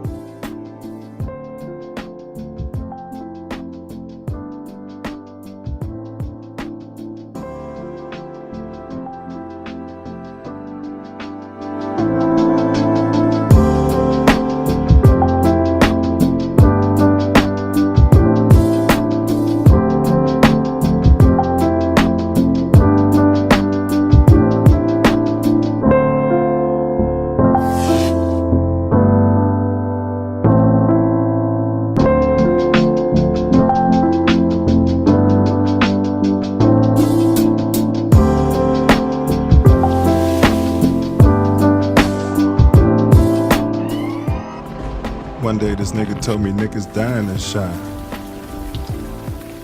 I said, that's nothing new, nigga. They just started reporting it. Why? Instagram beefs with potatoes on rye. Angela's still coming and Common's third eye. Nigga ignorance sometimes don't need a reply. But ain't it odd believing in niggas who ain't believing in I? This nigga told me, nigga, don't use the N-word. But when the cracker called this nigga wasn't disturbed. The nigga told me, nigga, words is just words. I'll admit, this hypocritical nigga had a nigga perturbed. So after this nigga finished putting action to verbs, me and this nigga's nigga had a few words.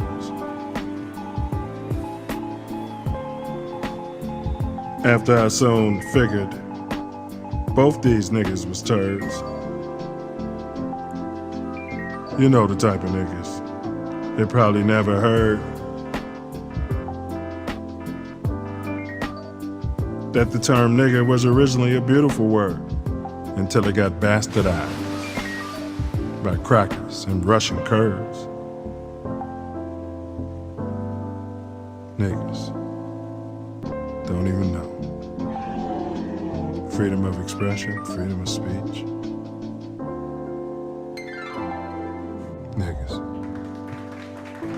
Niggas don't even know.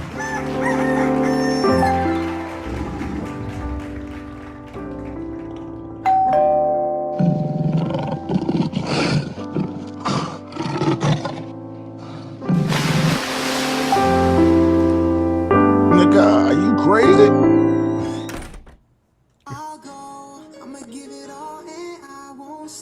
I'ma show the world what they don't know. I'ma be the one. I'ma be the one when I'm done. Ain't lying, y'all. If I made it this far, I'll go higher. If I made it this far, I can make it anywhere. If I made it Yes, this sir. far, No doubt. Welcome back. I hope you enjoyed those videos off the chain all the time. Self Luv Show. We are dealing with solutions for the underinsured B1 community. We're dealing with my big brother, Minnis, as he's breaking down, going to break down what we need to do and how to move. In his humble opinion. Yes, sir. Well said, brother. Big ups, Trife Mac. Representing Chicago's All Gale Gardens. Yeah. Paul's heavy there. I go.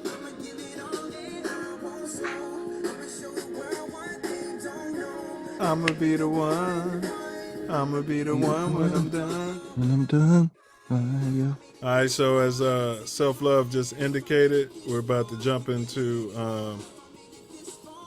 we did our early life with this brother, Minnis, and he's a professional, asset protection, also your insurance needs.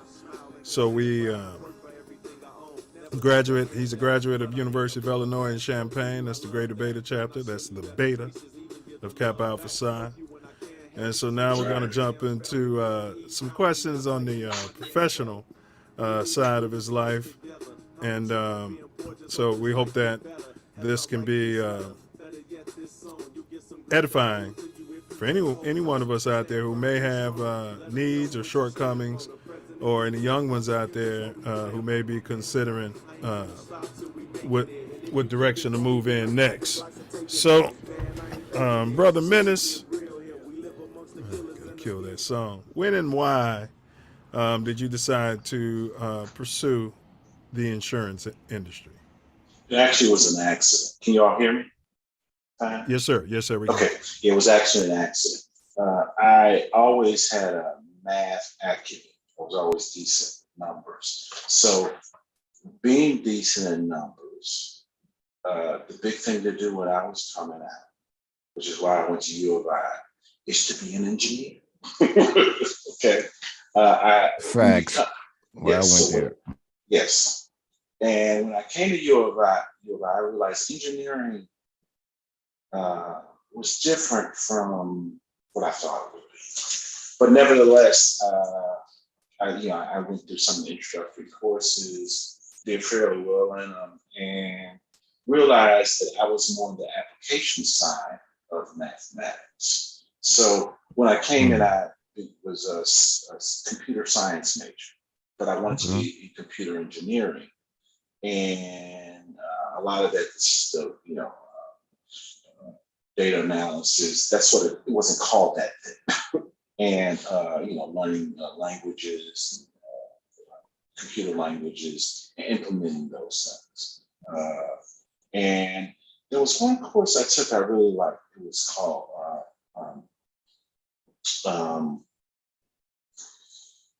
basically what it is you learn how to stage and schedule things. And scheduling is different from just doing a schedule at work, but how things flow and traffic. And I realized that was really practical. And I realized that I wanted to do something that was more practical rather than theoretical, because math at U of I was theoretical in every sense of the word. And real world applications, you had to, sift your way through that to see it. So what I did, I switched to computer science, then to math and LAS.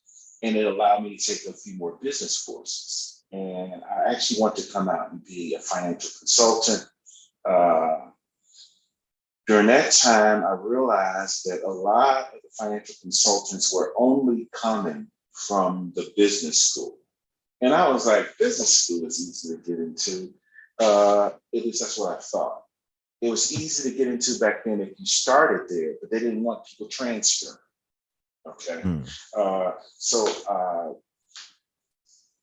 when I was coming out, I wanted to be a financial consultant, but they were bringing people on campus from insurance companies, and one in specific that was, a half an hour away from U of I, which was State Farm. And they came on campus a number of years. And the first year they came, they had an internship program where they would do a summer internship program. And they said I was overqualified. Wow. Blew me away. I said, overqualified? I want a job. How can I be overqualified? So I learned that real quick. Then the next year, one of the Black recruiters, who I know to this day, he sent someone else that he knew who was in my area to come over, and he talked with me specifically, stayed on the phone with me, because I was about to get back home and do something else. And he said, no, you ought to give us a try. And I did.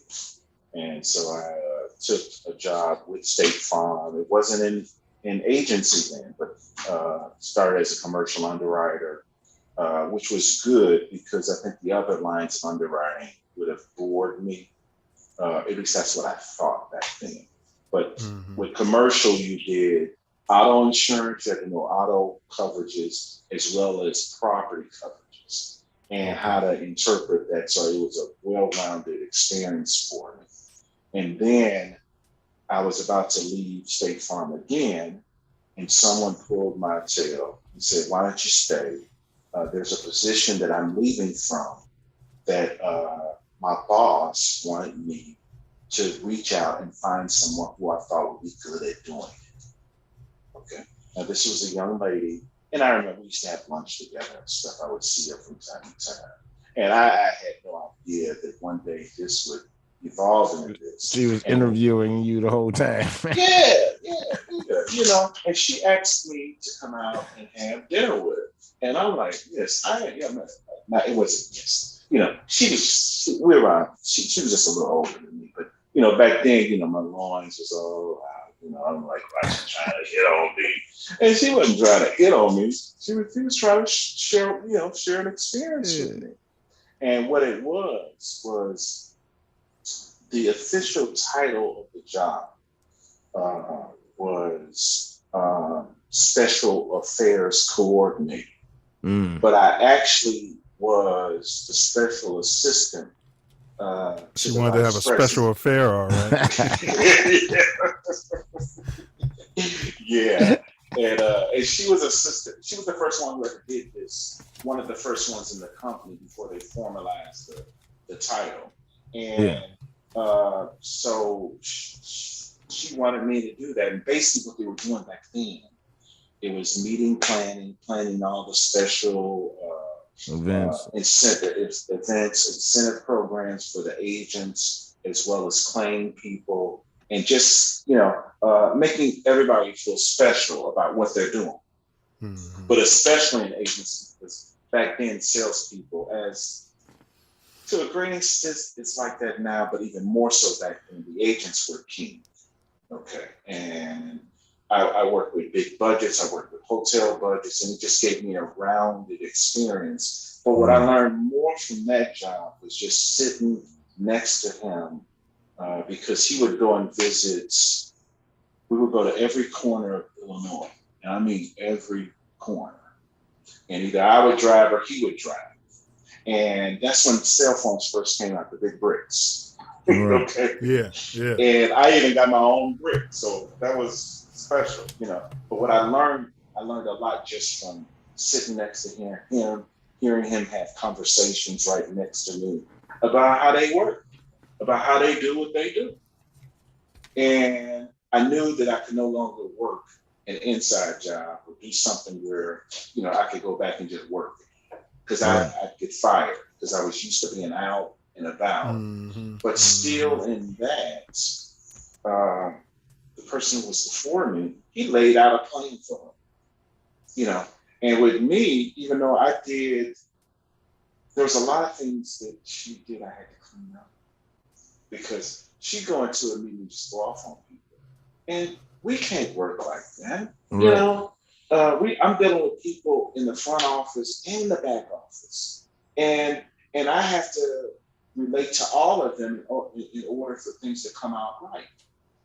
Okay. Or, of course, to have a finished product, be it a good meeting, be it a good interaction. But I learned a great deal in that. And it was one of the most beneficial things I did because it taught me where I wanted to go and what I wanted to do.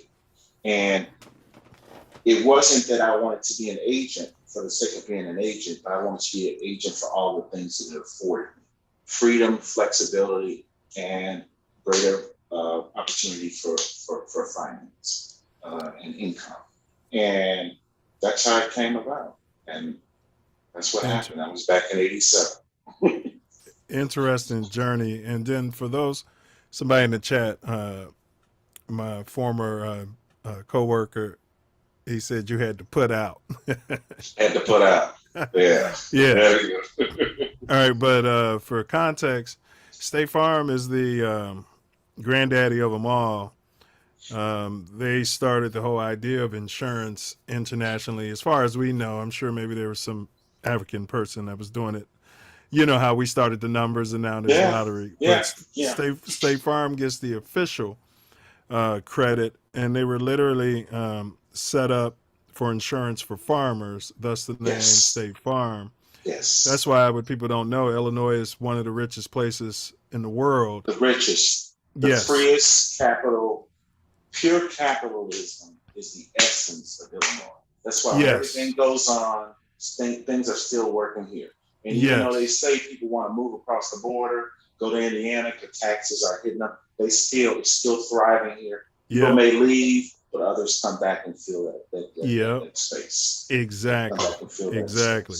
Most millionaires per capita, you know, I'm out here in Cali now. People always think it's California, but it's a lot of old bread in that state. Yes. Yes. Major corporations, I think, want to say Quaker Oats and United Airlines, but Amtrak, we can go on and on. But that all being said, I was dating someone at the time, and she took a job, I think, when State Farm came recruiting as a claims agent. So I stayed while she was doing like a 2-week or 1-week training, because they had their own, State Farm literally had their own dorms. Yeah. And it was in Bloomington, right? Yeah. So did you stay there? No, I didn't start there, because when I started in underwriting, claims school was completely different. Okay. Now, claims school, when you went to claims, you had to actually pass the school. Yes. Pass the class. Yes. And if you didn't pass that day before, they sending you home, and you may not see that person next to you. Wow. It was that raw. Yeah. It was that raw. So yeah. I didn't start in claims. I started in underwriting, so it was a little less pressure. But I eventually, after the stint in special projects, I went into claims, and I had to go to state. I had to go to claims school too. But it was like, I'm like, what are they gonna do? I passed, but it was like, what are they gonna do? At this point, you know. Well, no doubt. If anything, you advise, so. yeah, exactly. What, if anything, have you learned about the insurance game or industry that you were oblivious to, that most people would be oblivious to prior to starting your journey, that you're able to share with us? Sure. Okay. This bites into the heart of legacy building. When I started with State Farm, I was just happy to get a job. Okay, happy to start and do something and learn something after graduating from U of L. What I learned, and the president of the company will come over to our area, because State Farm is not only, Bloomington is not only the regional headquarters, there's a regional headquarters there, but there's the national headquarters is there as well. And they would oftentimes come over and speak to us. And they would always come over, and there was an annual event every year, and it was called that they would reveal our numbers. And back then it was called the Policy Protection Fund. And all they wanted, if they made 1% growth, 1% net income, for lack of a better word. And I say that because State Farm is a mutual company as opposed to just a normal publicly traded company, meaning that the shareholders are the customers. Okay, and that's just a cloak that you find out later on. It makes it easier for an entity like that to do what it wants to do in our environment, in our financial environment.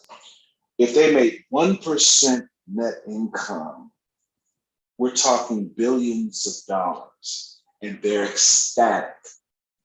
And I was like, it's only 1%. 1% net profit. Now, they made more than that, but they didn't have to make more than that to be successful. Wow. They were ecstatic.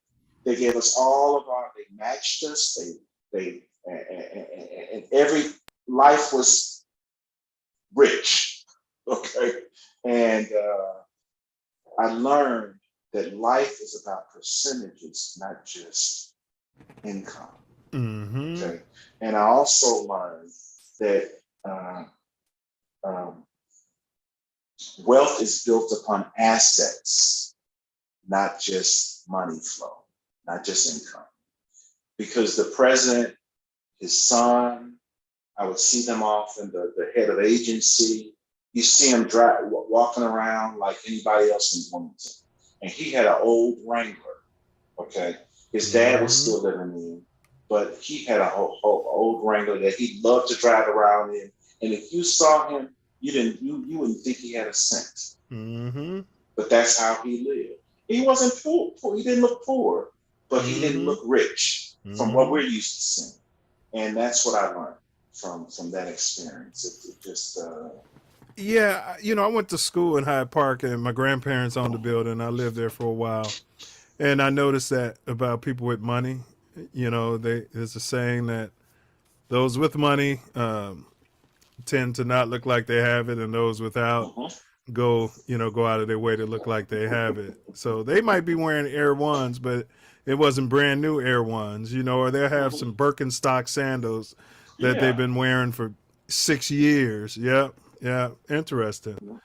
But ain't nothing wrong with looking nice. No, and it's a time to clean up. If they were going to a black tie fair or something, yeah. Exactly. But assets. Exactly. That's right. Lawrence White said, "Yo, Ship." He's in the chat. Ship. Yo. Dr. Law. Yeah, that's he's your 9 Club, right? That's right. Yeah. And he's asset building as we speak. Oh yeah. Absolutely. He absolutely is. So I gave some stats. You were coming on at the time. So this is kind of a related question. Why do you think foundationally Black Americans, on a percentage basis, we're the most insured, but we're the most underinsured by demographic? Can you make that make sense? Yeah, I can't. We believe in the process.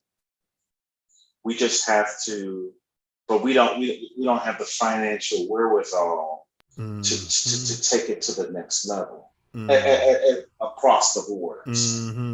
Okay, and it's the types of insurance. Now, all of us grew up, I think to a great extent. There was an insurance man who came around. Yeah, MetLife insurance. Yeah, MetLife, Western Southern, Seaway. These are all Seaway, and, yeah. and companies that some of our Beta brothers founded. And didn't know that then, but it's the type of insurance and how we're sold and how we're treated and respected in the industry. Many companies without Chicago and Illinois would not make it if they didn't have that as part of their book. Okay. And politically, it's the same way. As Chicago goes, Illinois goes. And we have to realize our worth in that. Our consumer dollar, the power of it, okay? And in that, knowing that if we invest accordingly and those dollars come back to us and we use it to buy assets to build in our communities or in our families, to build legacies, that's where real wealth is. That's where real power comes from. That's where it starts. That's the basis of it, okay? And so that's what's going on. It's we believe in things. I mean, heck, the Freedmen's Bank was built on that whole premise. Hey, we can save money. We can save money. But then they went out and squandered all of what we saved because it didn't affect them directly. It didn't affect them directly. They stole it. Flat out stole it. They squandered it. Squandered it, threw it here, threw it there. Went all kind of things. And then they want to name Frederick Douglass. Why didn't he do something? He did. He invested in that. He lost money too. It's just so that's kind of the premise. That's why we're where we are. But things are changing. We're trying to change things. Yeah, that makes sense. That makes sense because we do get involved, but we'll tend to get the bare bottom because that's maybe what we feel like we can afford. and we never really feel like something's gonna happen to us, what have you. So, what we presented with mainly, you know what I Yes. mean? They don't Yes. present the better type policies Right. to Yes. us. You know what I mean? And I can get into, and we'll get into the different forms of. Yeah, we're about to get there. insurance. We're about to get there. Most Ricky Tick. So I did want you to, because there's stuff all over YouTube, which I'm sure you've seen. You watch YouTube. So there's a debate from different investors regarding whole life versus term life insurance, and then maybe using the whole life as banking or investment purposes. Can you kind of speak to that? Yeah. Okay. Now, two different types of insurance.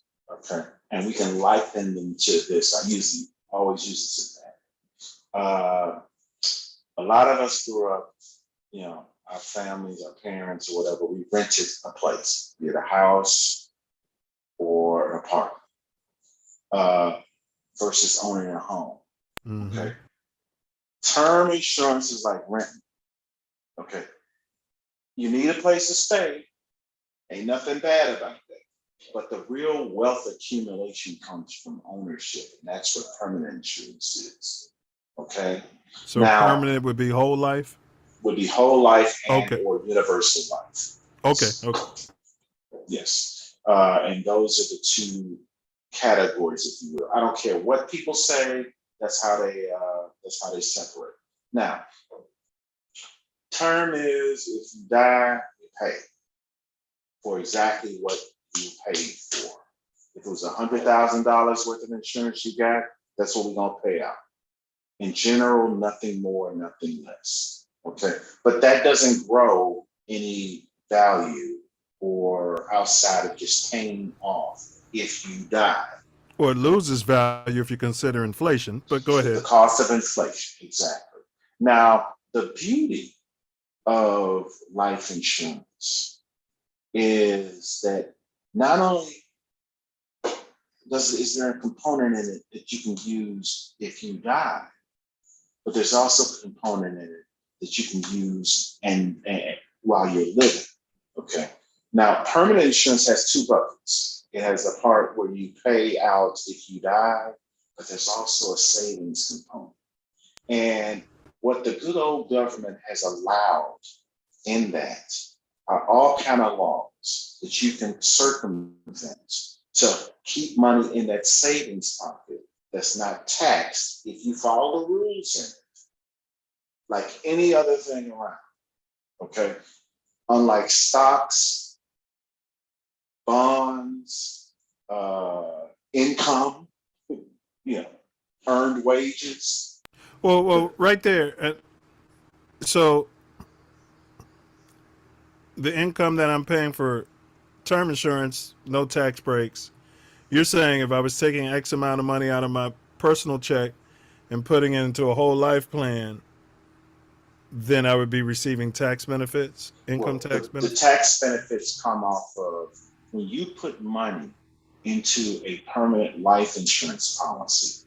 It builds it's not only death benefit, but it builds cash value, and it grows and it compounds. And when you pull money out as a loan, you can just put that money back in if you want. Right. And that's what they call infinite banking. Yeah, and you get the loan, and it's like you never took it out of there. It's still doing what it's doing, and you can pay it back. It continues to grow. Yeah, you can pay it back, in increments or in whole, or let the death benefit pay that part back. Yes. But and it's still growing. Yes, and the stronger the company, the more sound that investment is. And it's not an investment. That's a bad word. And that's a bad word because the government says it's not an investment, which is a good thing. Which is a good thing. Okay. Now, some policies, like a stock, there's some stocks, you just if you buy it at a certain point and it goes up, that margin of that spread is money you've made. Mm-hmm. But some stocks have that spread, but they also pay out another thing called a dividend. Dividend, yeah. And you have that in life insurance too, especially a strong company like State Farm. Mm-hmm. Okay, so you have two buckets that's making you money: the cash value bucket and the dividend bucket. You know, now couple. Then you look at what you're using to the vehicle you're investing or pouring into that structure. Okay, it could be something as simple as bonds and stocks, and then you can have stocks going in. Some actually you can invest in them just like if you were investing out in the market. Okay, now I'm not even talking about that. I'm talking about simple old plain life insurance bought on somebody young because it's cheaper. And the cheaper the cost of insurance, the more money that can go into that pot that builds cash value. Okay. And that's why they call it building your own bank, because it does. And if we look at it, and you pulled up, there's spreadsheets and information you can pull up on banks' balance sheets, and you will see all the big banks, Chase, Bank of America, a major portion of their assets are in life insurance. Not an accident. And if they do it, why can't we do it? Mm-hmm. And that's a way of bringing of wealth building, if you will. Now, it's nothing wrong with investing directly in stocks, but this is just part of a portfolio. You know, we call it diversification. Sure. You can't have all your eggs in one basket. Can't have all your eggs in one basket. And, you know, people do things in life. If you go to school, you like what you do, that's a beautiful thing. It's a blessing, as a matter of fact. Not everybody has that blessing. No. And making money is a good thing. But the type of money is what makes all the difference in the world. Now, the biggest problem we have is a very simple problem, is access to resources. Now, I don't know about y'all, but I grew up with a few people who were very entrepreneurial on the corners. Oh, yeah.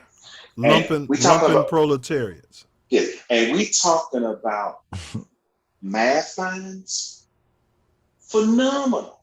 Can count on their head, count it in their head. Investment discipline. Discipline. Oh, yes. Discipline. Yes. Don't touch that stuff. Yes, don't touch that. That's I got to re-up over. That's right. Yeah.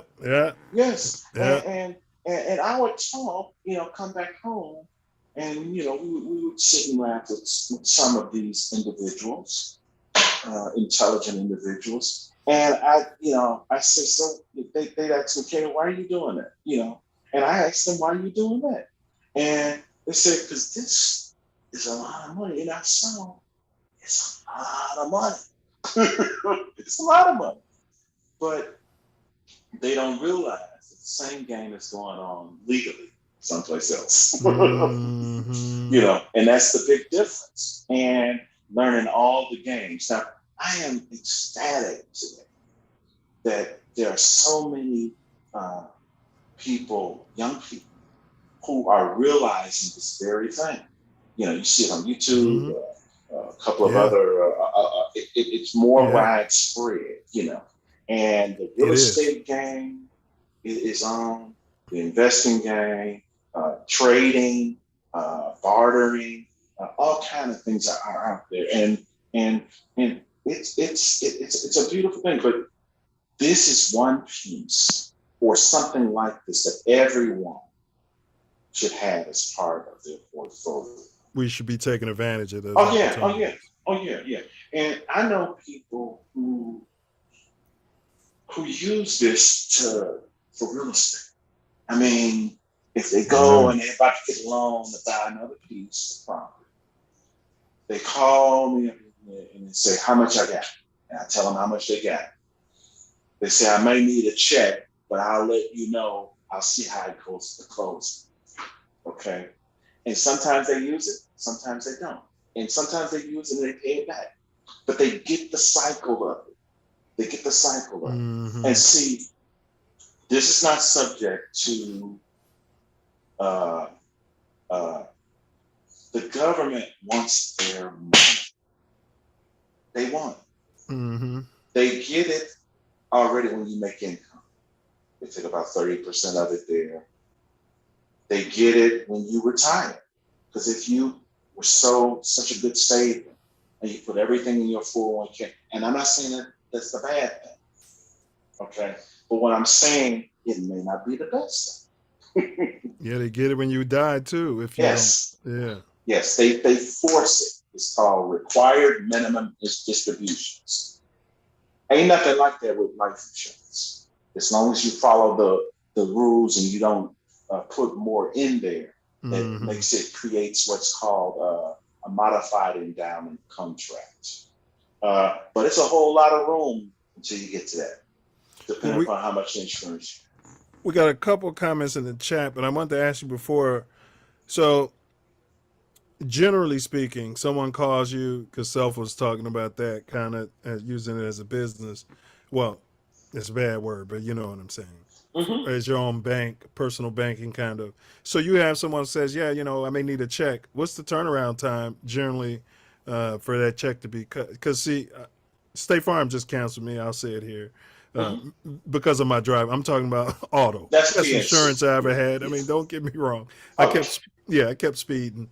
But I'm with AAA now. They're a good company. And in 2 years, if you wanted to come back, you could. That's the game right now. I know. Really is. That's I know. where we are. When I get my points down, but they didn't cancel me. They were just trying to jack my rates up too high. But my point is, State Farm is good about cutting checks. Everybody knows that. How long would it normally take if I was to say, hey, I'm closing and I need that check? 1 day, 2 day, 1 month? If the money is there, I can cut you a check. But as with any financial advisor, and that's not what I am, I will always say, it's what you have. Is this really what you need? Do you need all this right now? And sometimes they'll always come back and say, I don't need all of it now. But some of them may. Okay. And it's their money. It's their money. Dr. Law said he loves your analogy about renting and owning for, the term versus the whole life insurance. Yes. And he said insurance policies are more predictable than stocks, which yes, they are. Yeah. Yes, they are. Yes, they are. Yes, they are. And so what we're looking at is a safe bet, if you will. Now, stocks you can make more because it's a higher, it's risk reward exchange. But you know what you're getting. You know what you're getting. And like we said, it's part of a portfolio. It's part of a diversified portfolio, which means we just want a mix of things. Yeah, and it's also the value of taxable and not taxable. There we go. Exactly. There we go. Exactly. Predictable and not taxable. And not taxable. Because one of the sayings that we even had this when I was growing up, and I would hear my father and parents and relatives talk about this. And I think it grew into something meaning a little bit more later on. It's not how much you make, it's how much you keep. Yes. Oh yeah, my great grandmother. Not how much you make every day. Man. How much you keep. Yeah, every day. Yes. And then when you learn about compounding interest, it's not how much you keep, it's how much you start getting some interest compounded. That's right. That's right. Because interest is passive income. And I don't care how much we work, we can never work enough. Can never work enough. No. And how many people when they retired, they just faded away. Yeah. They faded, especially in our community. Yeah. Especially in our community. Yes. They outlive their money. They outlive their money. Well, before I throw it to Self, okay, so you have this whole life policy and you get that check, you're not going to pay interest on it, and you just pay it back into the policy, right? Which means it's even a double win, because if you had gone to a bank or use a credit card, God forbid, for that money, you're paying the bank back and you're paying revolving interest on it as well. That's right. Now, what happens is whatever you borrow, as long as you're paying the interest back annually, that just sits there as something you owe on your ledger. Okay. And if, God forbid, if you went out and died tomorrow, it would pay whatever the insurance amount is on it, less that amount. That amount. Okay. So when you buy a piece of property, your goal could be to pay it off. Sometimes that makes sense, sometimes it doesn't. Mm-hmm. Especially if it's cheap money. And what I mean cheap money is low interest money, which is what we had 6 months and prior. We don't have that right now, but And it's not bad money. We just so used to the cheaper money that we look at that as being expensive. We turn our nose up at it. Yeah, and it ain't, because back during inflation, Carter's time, and this was no fault of his. You could have one of these life policies and or savings account that was 10+%, and that's what it was, because inflation's high. Okay, and we like that side of it, but we don't think of it that way now. Because we've been so used to cheaper money. Yeah. Okay, and which is a good thing and a bad thing. But when you learn some of the mechanics of finances, markets, you can always make money. You just have to know what market you're in and what's going on, and be aware of the things around you. But Dr. Kaysen, PC, when we got on Greater Beta TV, he started talking a lot about asset protection. Yes. I want you to go into that after Tori's questions, but sure thing. And I think he was referencing you when he was saying that. Yeah, he definitely was. Now that I'm thinking about it, the importance of that. So. Yes. But go ahead, Self. Do you, and then we'll have him wrap it up with his thoughts on asset protection. Sure. No doubt. What advice for a young silverback? And we call ourselves silverbacks because we want our reparations. We're going to get our silver back. Yes. Flesh. Yes. Interested in owning an insurance agency.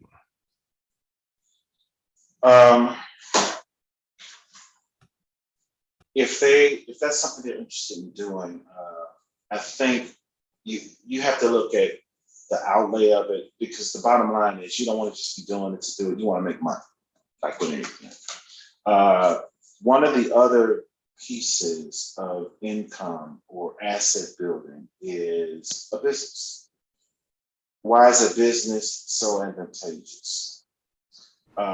They have something called lifestyle income, and lifestyle income is basically incorporating the things you do in your life and living them through a business. That means expenses and the like. Okay, Car payment, auto insurance. If you got a car, you're running it through that. If it's part of your life and it's part of your business. If you eat and you're traveling and you're meeting somebody to talk about business, all the better. You incorporate those things, and some of them you can intentionally make them part of that mix. And quick disclaimer, and everyone talk to your tax professional about that. Yes, exactly. Which is why we're speaking in generalities here. But it's overall a good thing. Okay, that's why a lot of people now are doing side hustles. Okay, and side hustles are businesses that can grow into something bigger. But if you string things through that side hustle as well as part of your overall financial makeup, it behooves you. Okay. There are institutions that we know of, educational and the like, who do this all the time. And some of them even form what they call not-for-profits. But it's all in the name of saving taxes and keeping more of what you have so you can do other things with it. And a business is a key part of that, okay? And it's instrumental in wealth building, instrumental, okay? Now, if you have a passion to do something that's going to pay you an income and it's not a business, nothing wrong with that. Nothing wrong with that. You could be a high income earner, that's fine, but everybody needs to find some place where they can lessen their tax burden. And the quicker we learn that game, if you will, the better we are as a people.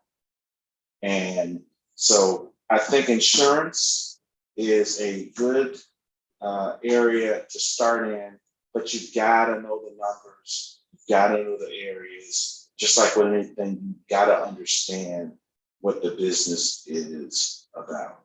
Would I recommend it to people as much as I would have recommended when I started? Probably not, because there are a lot of things different in the property area. Cars are becoming, safer. So there's some things that are changing in the industry from a property casualty standpoint, which is home insurance and auto insurance generally. Owning your own agency it just takes a lot of forethought and talking to people you know about it if it's something you want to do. No Great doubt. advice. Mentorship, yeah, that's a lot of what we talk about here. Yeah, shadow somebody in the business, maybe. Exactly. Man, yeah.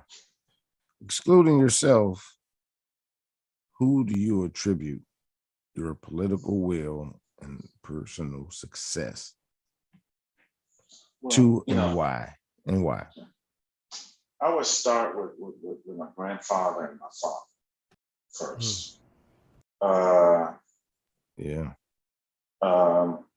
My grandfather took care of his kids, and he embedded that into my dad's. Okay, my dad,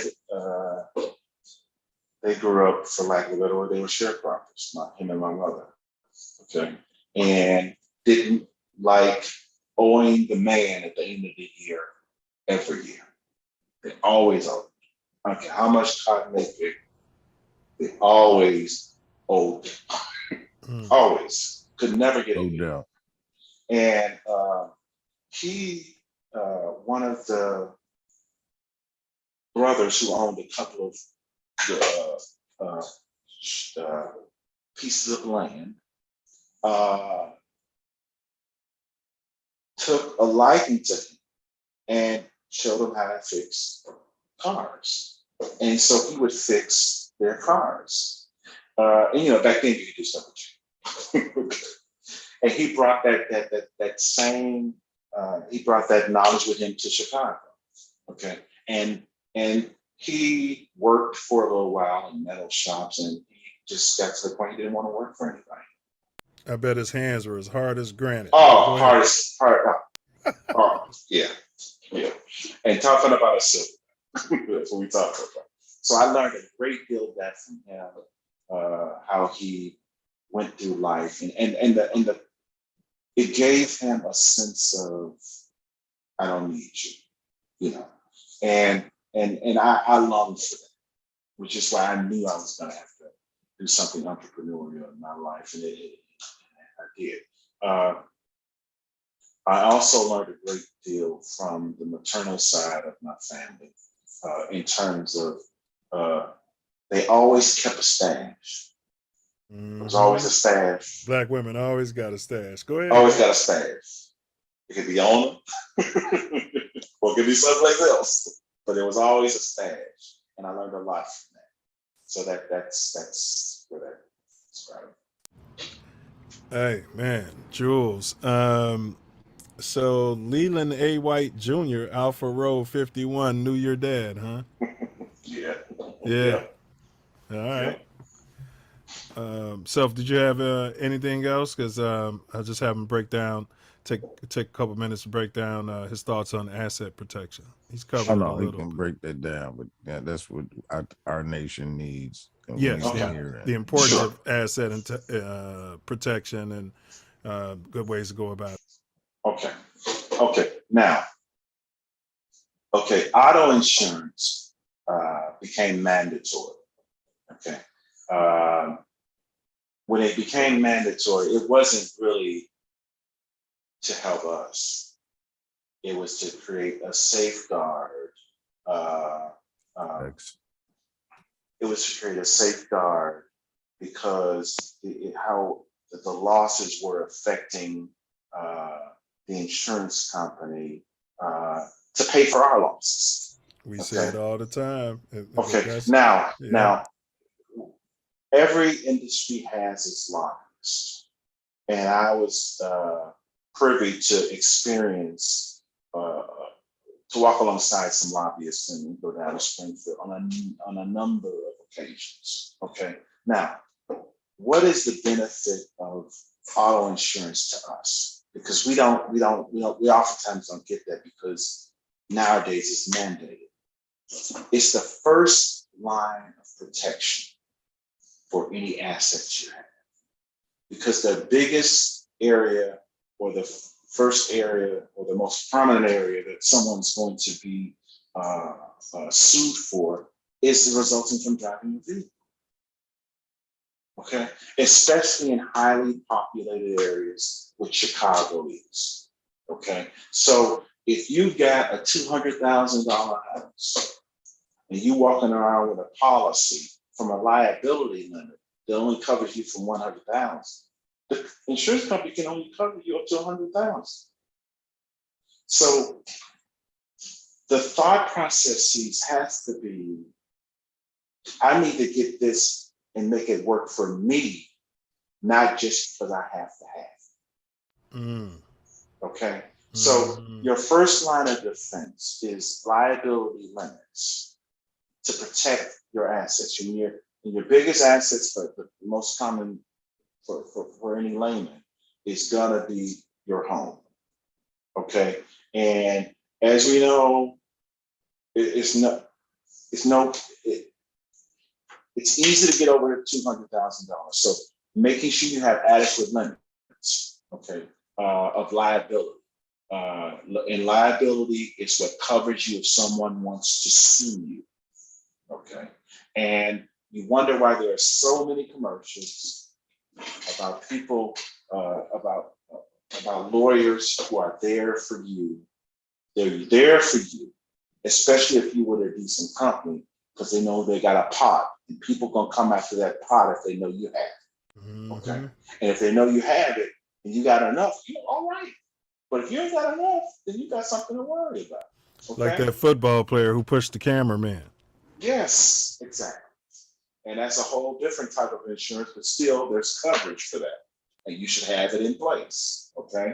And some of it does extend from homeowners and or auto insurance. Okay. Now, over and above those coverages of liability, we have what's called an umbrella. An umbrella policy is sold usually in $1 million increments, but it kicks in when the underlying limits are exhausted, meaning that if you got 100,000 on your lower policy, once that runs out, you get a big policy that covers all of it, and it's usually cheaper to do it that way if you can. I got you. So the primary is the primary. The umbrella is going to cover whatever the primary doesn't pick up. Exactly. And that's the first layer of asset protection, okay? Covering your physical things. Now, we're not talking about finances because, if you're at a bank, you got FDIC insurance to cover that stuff. But this is the first line that any common person should have in place. Now, what's hard sometimes is getting our people to understand that because there's so much noise out there, especially when they rates going crazy. Well, yeah, I got to have the new pair of Jordans and the new Yes. Dodge muscle car. Yes. So, but and the big thing is see a brother is gonna take care of his car, ain't he? Man. I don't care what he gonna take care of his car. He gonna shine it. He gonna take care of his car because that's his first asset. Mm-hmm. He's gonna take care of it. But in doing that, and other things come along, and you acquire property, it's imperative to get a minimal liability in place that's not just state minimum, but what you actually need to cover those assets. Because what gets us is not how much we make. Asset protection helps us to keep what we have. Another form of that, like taxes, but it helps us to keep what we have. Yeah, it's harder to, I used to tell people anybody can get a woman, but it's harder to keep her. Same thing with money. Same thing. Interesting. Not the same thing. Similar. Yeah, we get our cars and we talk to it sweet and baby it and energy. The energy is the same. The energy is the same. It is. Yeah, but the car doesn't talk back as long as you put oil in it. As long as you put oil in it. That's right. All right, here we go. But great, man. I appreciate that. And we just got some esoteric questions that we ask everyone. But that was very informative. And we chop these videos up into smaller segments over time, and we'll be sending them to you as we put them up. So this question is called the Self Love Time Machine. So imagine if Self Love had a time machine, and and you push the button, and then you get whisked back to you're 8 years old, but it's your 9th birthday, and literally your grandfather, your dad, the female side of the family are saying, Cater, make a wish and blow out the candle. And your wish was you'd like to meet Cater as you are today. So then for time freezes, you as you are now are back at that dining room table or kitchen table, and no one else can see you and the younger you. What advice would you give to 9-year-old Cater, knowing what you know now? Just to realize that you're worth it, that you can do it, and the things you do mean something. They have value. And just because you may not see other people in the room who look like you can talk to them later. And it's important to talk to them later and get together and share. But to realize whatever you put your mind to, you can do it. And it's not just you, it's a community. You develop a community, you share. And not to think that you know everything. I was smart because people told me I was smart, and that was good and bad.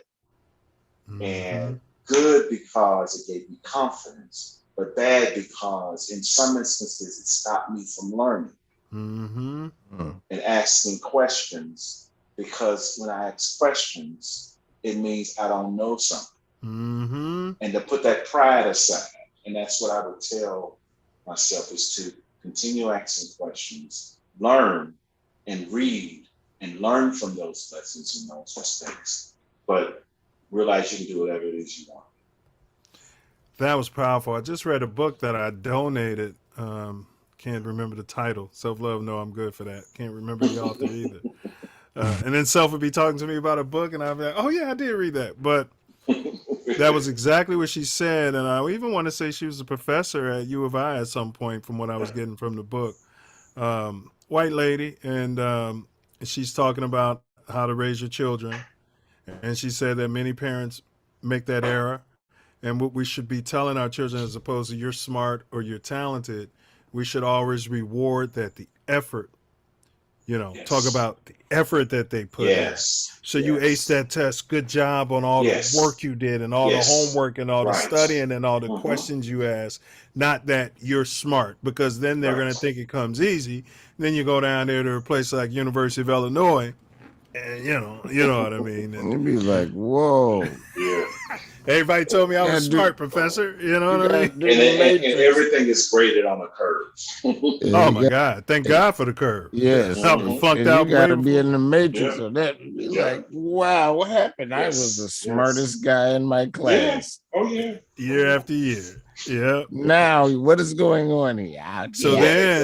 So then, what's the opposite? What's the adverse of you're so smart? Now you start thinking, I'm not so smart, and that's not good either. So great advice to 9-year-old Cater. All right. Can you recommend one book for the, speaking of books, for the Self Love Nation?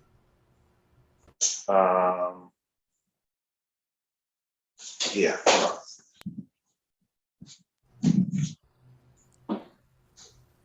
What about The Color of Money? That's a good book. The Color of Money. Who's the author? Mercer. And I always miss Dagger. All right. It's Amazon days, so I might take advantage of that. The Color of Money. And what's the author again? Mercer. MEHRSA. There. And you'd be shocked. There's a lot of Chicago in this. Yeah, I love that. A lot of Chicago in this. All right. Yeah. And that's one book. I have a lot of others. I've read that. No, that's good enough. That's good enough, man. Self Love and I'm surprised he didn't say I read that. We read a lot. Not even really heard. So he's spoken about some people that I've not really heard of. So expanding my horizons as we speak, because you know how I investigate. Yes. All right. So these are quick hits, Brother Minnis. Yes or no answers, please. Is there a God? Yes. Have you ever personally seen anything that you would call supernatural? Yes. Have you ever seen a unidentified aerial phenomenon or UFO? No. Have you ever seen an alien? Yes. Did human walk on the moon at any point in history or during the Apollo time? Yes. Okay. Here's our magic box question. It's not yes or no. Imagine if Self Love had a magic box, beautiful acacia wood or even oak, and aged perfectly, and it had a red button right at the top in the center. Now, knock on wood, God forbid, that a person who who you would have the most difficulty going on in this life without, contracted a rare and terminal illness that they were suffering from dearly. I mean, screaming out to you, pain, the drugs weren't working, the painkillers, and all the king's men and all the king's horses, all the doctors, best hospitals said that death was imminent. What if Self Love informed you that, nope, all you need to do is press that red button, and this person or persons would be 100% cured, no more pain. But someone whom you do not know and will never meet would then suffer the exact same fate as your loved one. Cater Minnis, speaking to your progeny and anyone who may watch this, do you press the button?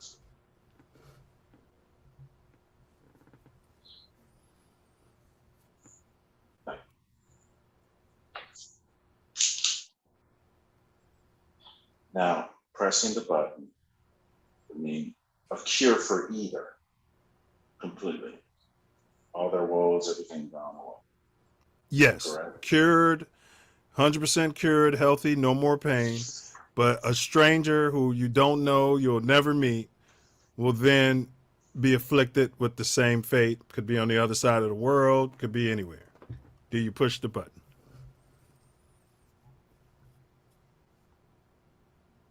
I would push the button in hopes that in pressing that button lies there something that helps both of them as well, if that makes any sense in the long run. Can I do that? You'll push the button. You'll push the button. Hey, you can make it make sense all you want. You'll push the button. That's fair enough. We don't debate here. I'll just tell you this. I wouldn't push the button. Self Love and many others said they would push the button. I used to ask this question in my Uber, and I swear it was 50-50 on how people responded. And I never got into the whys, or you know what I mean, the background in their lives, or who they were referring to. But okay, well, I'll answer. Here's my answer. I would actually do it for my loved one, because like people attract like people, and if they knew that other person was going through something too as well, I think that they would try to help them if they could afterward. So they'll never meet them. They'll never meet them. Okay. Man, that's a rough one. And I know that person is going through that same affliction. You know that some random person will be going through the same affliction that you just watched your loved one suffering from. I'd have to go with my loved one. Fair enough. Fair enough. Here's a question we never asked, Self, an extension of it. You're the first. If you were going through that, God forbid, and your loved one came to you and said, hey, it's this box here, and Tori told me if I push it, I could cure you, but somebody else is going to suffer the same affliction. I'd to somebody else. Now, see, I could do it for somebody else, but right. I couldn't make. You couldn't put that on them. Yeah, no. Yeah, we might have to add that question, Self Love. Yeah. All right. So we're down to your final question, and we always save we should ask that question. We should, because I don't want to be like, for me, I'm sure it would probably be my wife, I'm assuming. I would tell her don't push it. It's right. kind of selfish. She probably wouldn't even bring it to me because she'd probably just push it. But who knows? I need to ask her. She'll be on the show one day. But yeah. All right. So now, what's the meaning of life?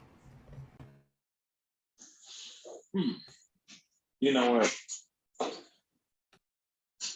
Growing up, you're taught in most cases that there's something higher than you. And then when you start thinking about God and the magnificence, the vastness of the universe, you start saying, okay, where am I at in all of that? And, when you start living, if you're blessed to have a family, be it a family you make, children, marriage, and so forth, or in a family and you have siblings, you realize that it's something bigger than you. And if you have any sense of purpose, you want to share that, whatever it is you have to share with others. And that's what life is about. It's about sharing with others. It's not, you could love a certain dish and have it every night, but if you don't have a moment where you can share that dish with someone, life is meaningless. And that's the essence of what I'm talking about. You got to share with others. Man, life is a dish to be shared. That's right. Brilliant. There's no wrong answer to that. We've asked many men and women on that show. On this show about that. All right. Appreciate you. So that does it, man. You were already part of the Give Back gang because You're very generous. We appreciate you taking this time. Do you have any big ups or shout outs, as we say, as we let you exit? Yeah, I just, it's important to give back, and it's important to also find entities in which you can give back in. Okay. There used to be a thing that we used to do, me and my wife, church, where we would just find a couple and just, give them something monetary or whatever, never expecting it back, not knowing what it's going to do, but just being obedient to the law of giving back and giving back without any expecting anything in return. And so find an organization and or a person you can pour into. And that makes life fulfilling. It makes life fulfilling. That's why that was the essence of, outside of a few other things, why it was important to become part of the bond. Okay. And, when you're going through what we used to go through on the yard, we needed something. We needed something to give us a semblance of who we were in light of everything we would see every minute and every hour, that we are worth it, that we have value, that we can make a difference. And that's it. And I do it. There's a couple of organizations that I'm involved with that are kind of grassroots. I always give back to my church. There's a couple of organizations I always give to sparingly, none of which I would want to, I give back to the why, do that. There's a organization called Underinsured Development organization that I work with, and I help them out and do a lot of things that I like, and I see that they're making a difference. What's the name of that organization? It's called WDA, the Woodlawn Development, the Woodlawn Diversity in Action. Okay. And it was formed about 4 years ago, and I met the person who started it. We just hit it off real well, and that's a grassroots thing. I love the Urban League and what they do. Okay. I love giving back to the bond and scholarship. Always donating to that, and just giving back. Those are the things I like to do. Man, you gave me a great idea, though. Not necessarily the organizations, but like my wife and I will have date night, and so yeah, it'd be good to just tell the waiter, hey, pay that table's bill. Yes. And, but don't wait for the response. Just leave. No, Yeah. it ain't about that, and because it ain't about that, and that ain't in your control other than just doing it. Right. You're not molding where the money is going, and that's the issue today, man. People are molding where the money is going, and they're still not happy, and they want to place that burden on you because they're scared of you coming after a bag, whether you have more than you need or not, and it's enough to go around. And, we as a people realize that it's just that we get abused in that whole balance, if you will. And so it's important for us to know there's people like that around, and to not let them take our bag, because it's not just a bag for us, it's a bag for us individually, it's a bag for all of us. All of us. Yes. Right. Yeah. Man, well said, brother. Okay. Well said. And thank you. We don't kick any brothers out. We for damn sure don't kick any made men out. We for damn sure don't So if you got any words for this brother? Love, honor, respect. Thank you. Expanse has happened. Yes, it was a blessing. Y'all blessed me. Yes, sir. And I mean, y'all doing a good. You're doing a good do. Thank you, good Newt. Thank you very much, and you're always welcome to come back, man. This show is your show. This show is our show. From California to South Shore, Chicago. This show was made for you and me. This show was made for you and me. All right, Noopy. Okay. Hey, yo. Love you more, brother. Yo. Yeah, well, you called it, Self. You called it. Yeah, he said it was going to be expansive. He dropped a lot of knowledge, too. Oh, man. Yeah. Great stuff about, asset protection and the insurance game and just about life in general, bro. Facts. I didn't know State Farm was like in that IUL space. Hey, you got to stop letting me, this is the second show in a row. These cats got out of here without playing the game, man. Yeah, I be forgetting. Oh. You ain't done it. Now it's becoming a habit. The game at the end. Yeah. It's not your fault. I'm just saying, try to remind me. I had it all set up for him, too. Yeah. But you guided him out. I can't remember the last time we did the game. That's what I'm saying. Just keep it in your mind, though. Yes. Because, we've been having fewer guests, though. So, how I be forgetting the riddle sometime and you remind me, just be like, hey, wait a minute. We got the game. Yeah. I'm glad you reminded me because I would not have remembered and would have been going on without it. Yeah, we've been going on without the game. I had the game all set up for this good brother, but wow. That was expansive. It was expansive and explosive, and he was very expressive in his answers. It's going on. Absolutely. So you guys know the dome teaser, the riddle today was spell forwards.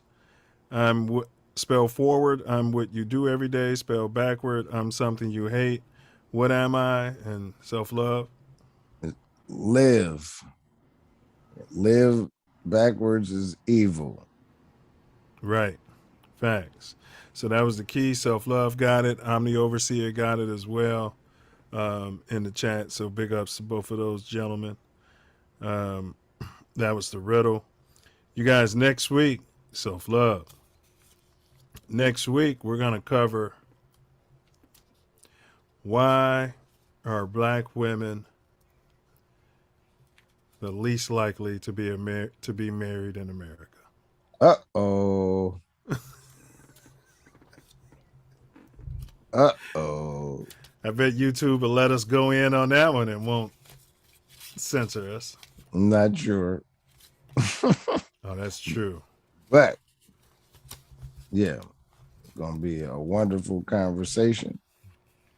It is. We're gonna touch on see it live. the who, the what, the when, the where, and why. We'll get you some real data as the stats, and we're gonna dig into the whys, and we're gonna cover this from all angles, bro. What say ye? It's gonna be a great conversation. TATN. So we're inviting all women to join it. And if anybody want to jump on the panel, you guys are welcome. Speak your mind. Speak your mind. We don't debate here, but we will have a what? Discussion. Yeah. So be looking out.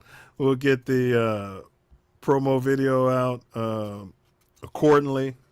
And mañana, no, show's been pushed to Friday because we got the Bears Thursday, tomorrow night. So Friday night, at 7 p.m. Central, Mouthpiece Included, is going to do, our topic is, why is Draymond Green's punch being deemed savage violence? Yeah. Yeah. Yeah. And plus more hot topics. That's an open panel. The link is always in the chat. We do debate on that show. Yes, So, and the numbers in that chat too. So call in. Yeah. But remember, trolls get hoes. That's how we do. And don't forget to don't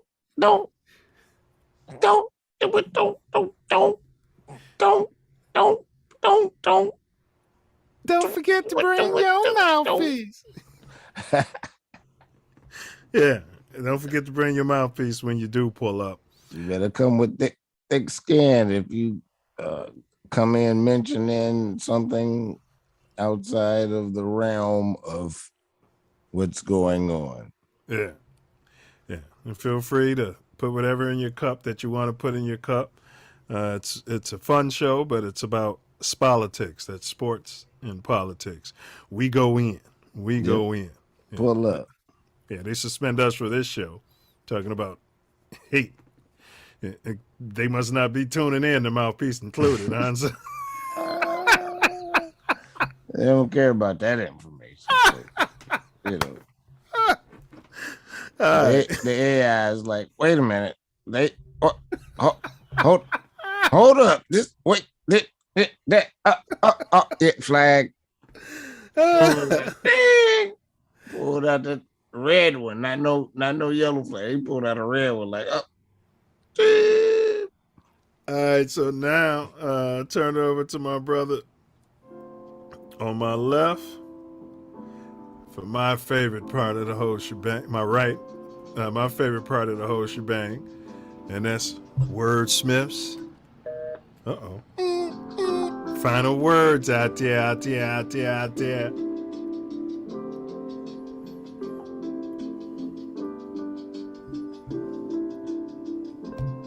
Insurance we need to privatize and realize how to keep everything. I don't know, but every day I learn more. I grow.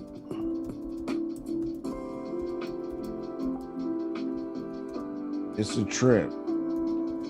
Insurance is what the banks do with your deposits. Maybe I'm crazy. I think not, but I'm never gonna stop it. Learning more information on every topic that I think.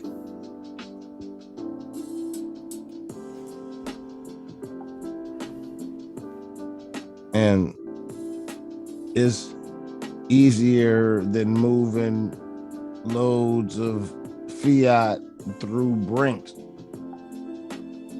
Pink stink. The aroma's stale, but they want to act like we were the ones that emanated from hell. Lost tribe of Judah. They ain't part of the bloodline. I don't know why they think they can perpetrate the damn fat lie.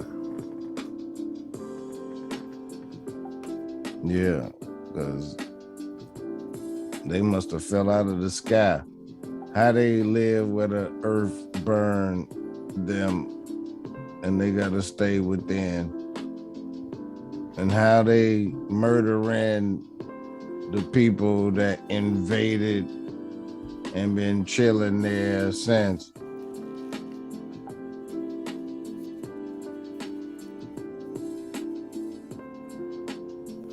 But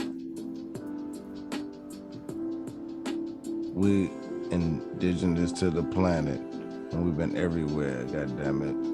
And the oldest places are here in the Americas. some south, some central, and some north.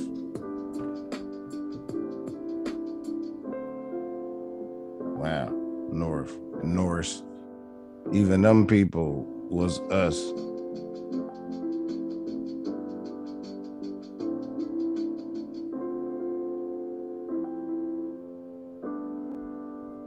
The DNA don't lie. I'm gonna tell y'all why. The most hated, the most instigated, the most investigated, the most evil has been perpetrated upon the same group of melanated people. Facts. Our tribes. It's really a trip how people want to tell us where we from. I don't get it. I see why they tell us we're from somewhere else, so they can make it stand, live and rape and pillage.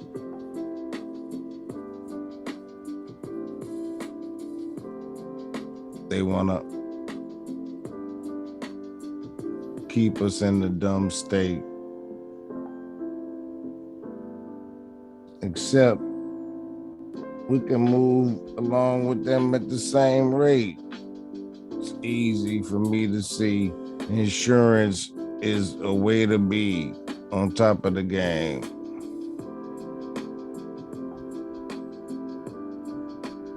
Put your money in it. It can be your own bank. You know, long as you follow the rules of the game. And it's very simple and plain. Shit, I'm about to get in the game. Know what I'm saying?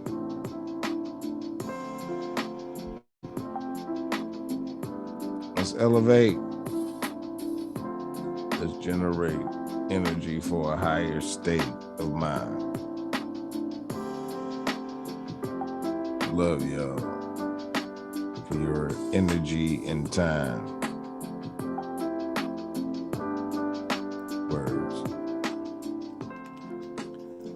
Words. Many men, many men wish death upon me, but I don't cry no more. I don't look to the sky no more. Have mercy on me, have mercy on my soul. Hey, Dr. Law said it's because Draymond Green ain't playing hockey. I've been blowing up chat rooms with that, you know, talking about lock them up and it's savage. You know, they can lock up every NHL player, you know. Yeah, I mean, you know. They fight all the time. I don't really agree how he went about what he did, but, you know, it happens and probably should not have been leaked.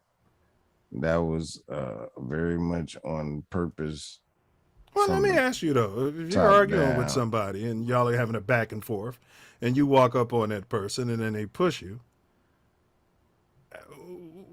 what would you have done at that point?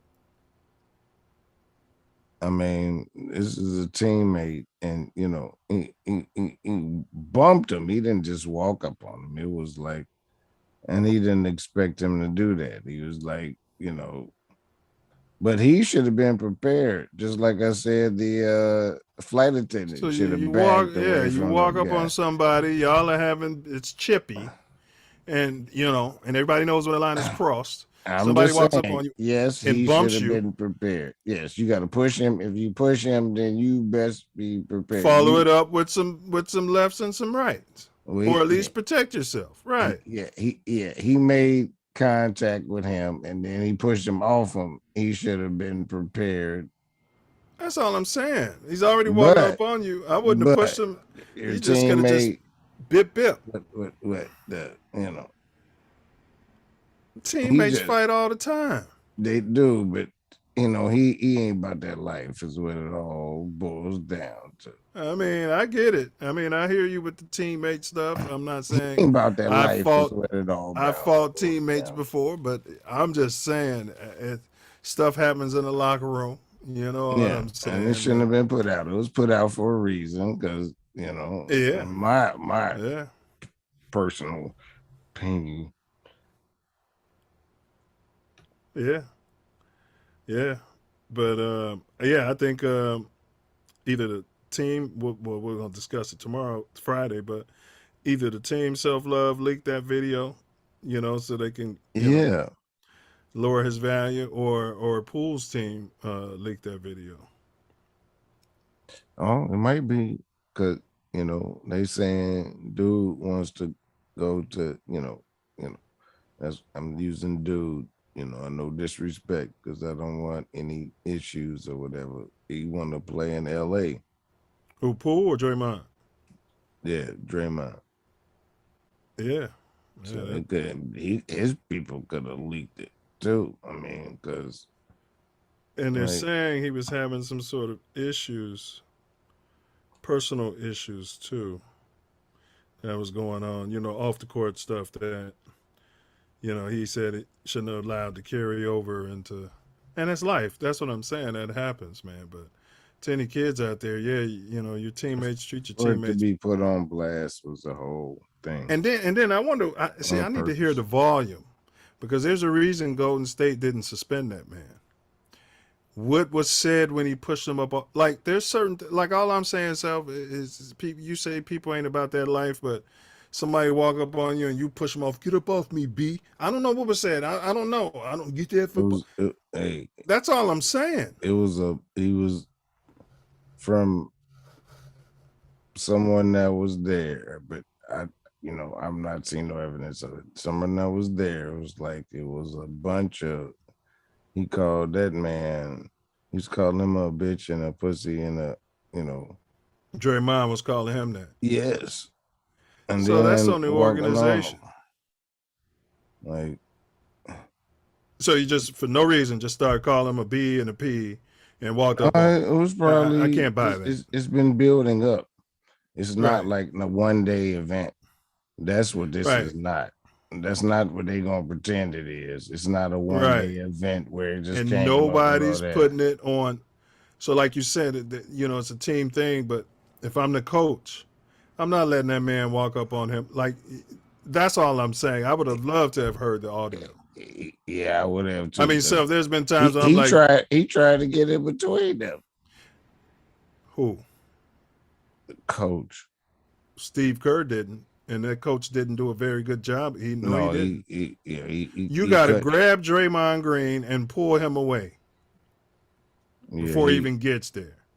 Yeah, they were. It's already a culture of him bullying people. That's not the first time that. So he's bullying the whole organization.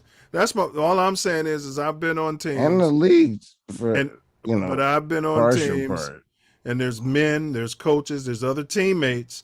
Nobody did anything.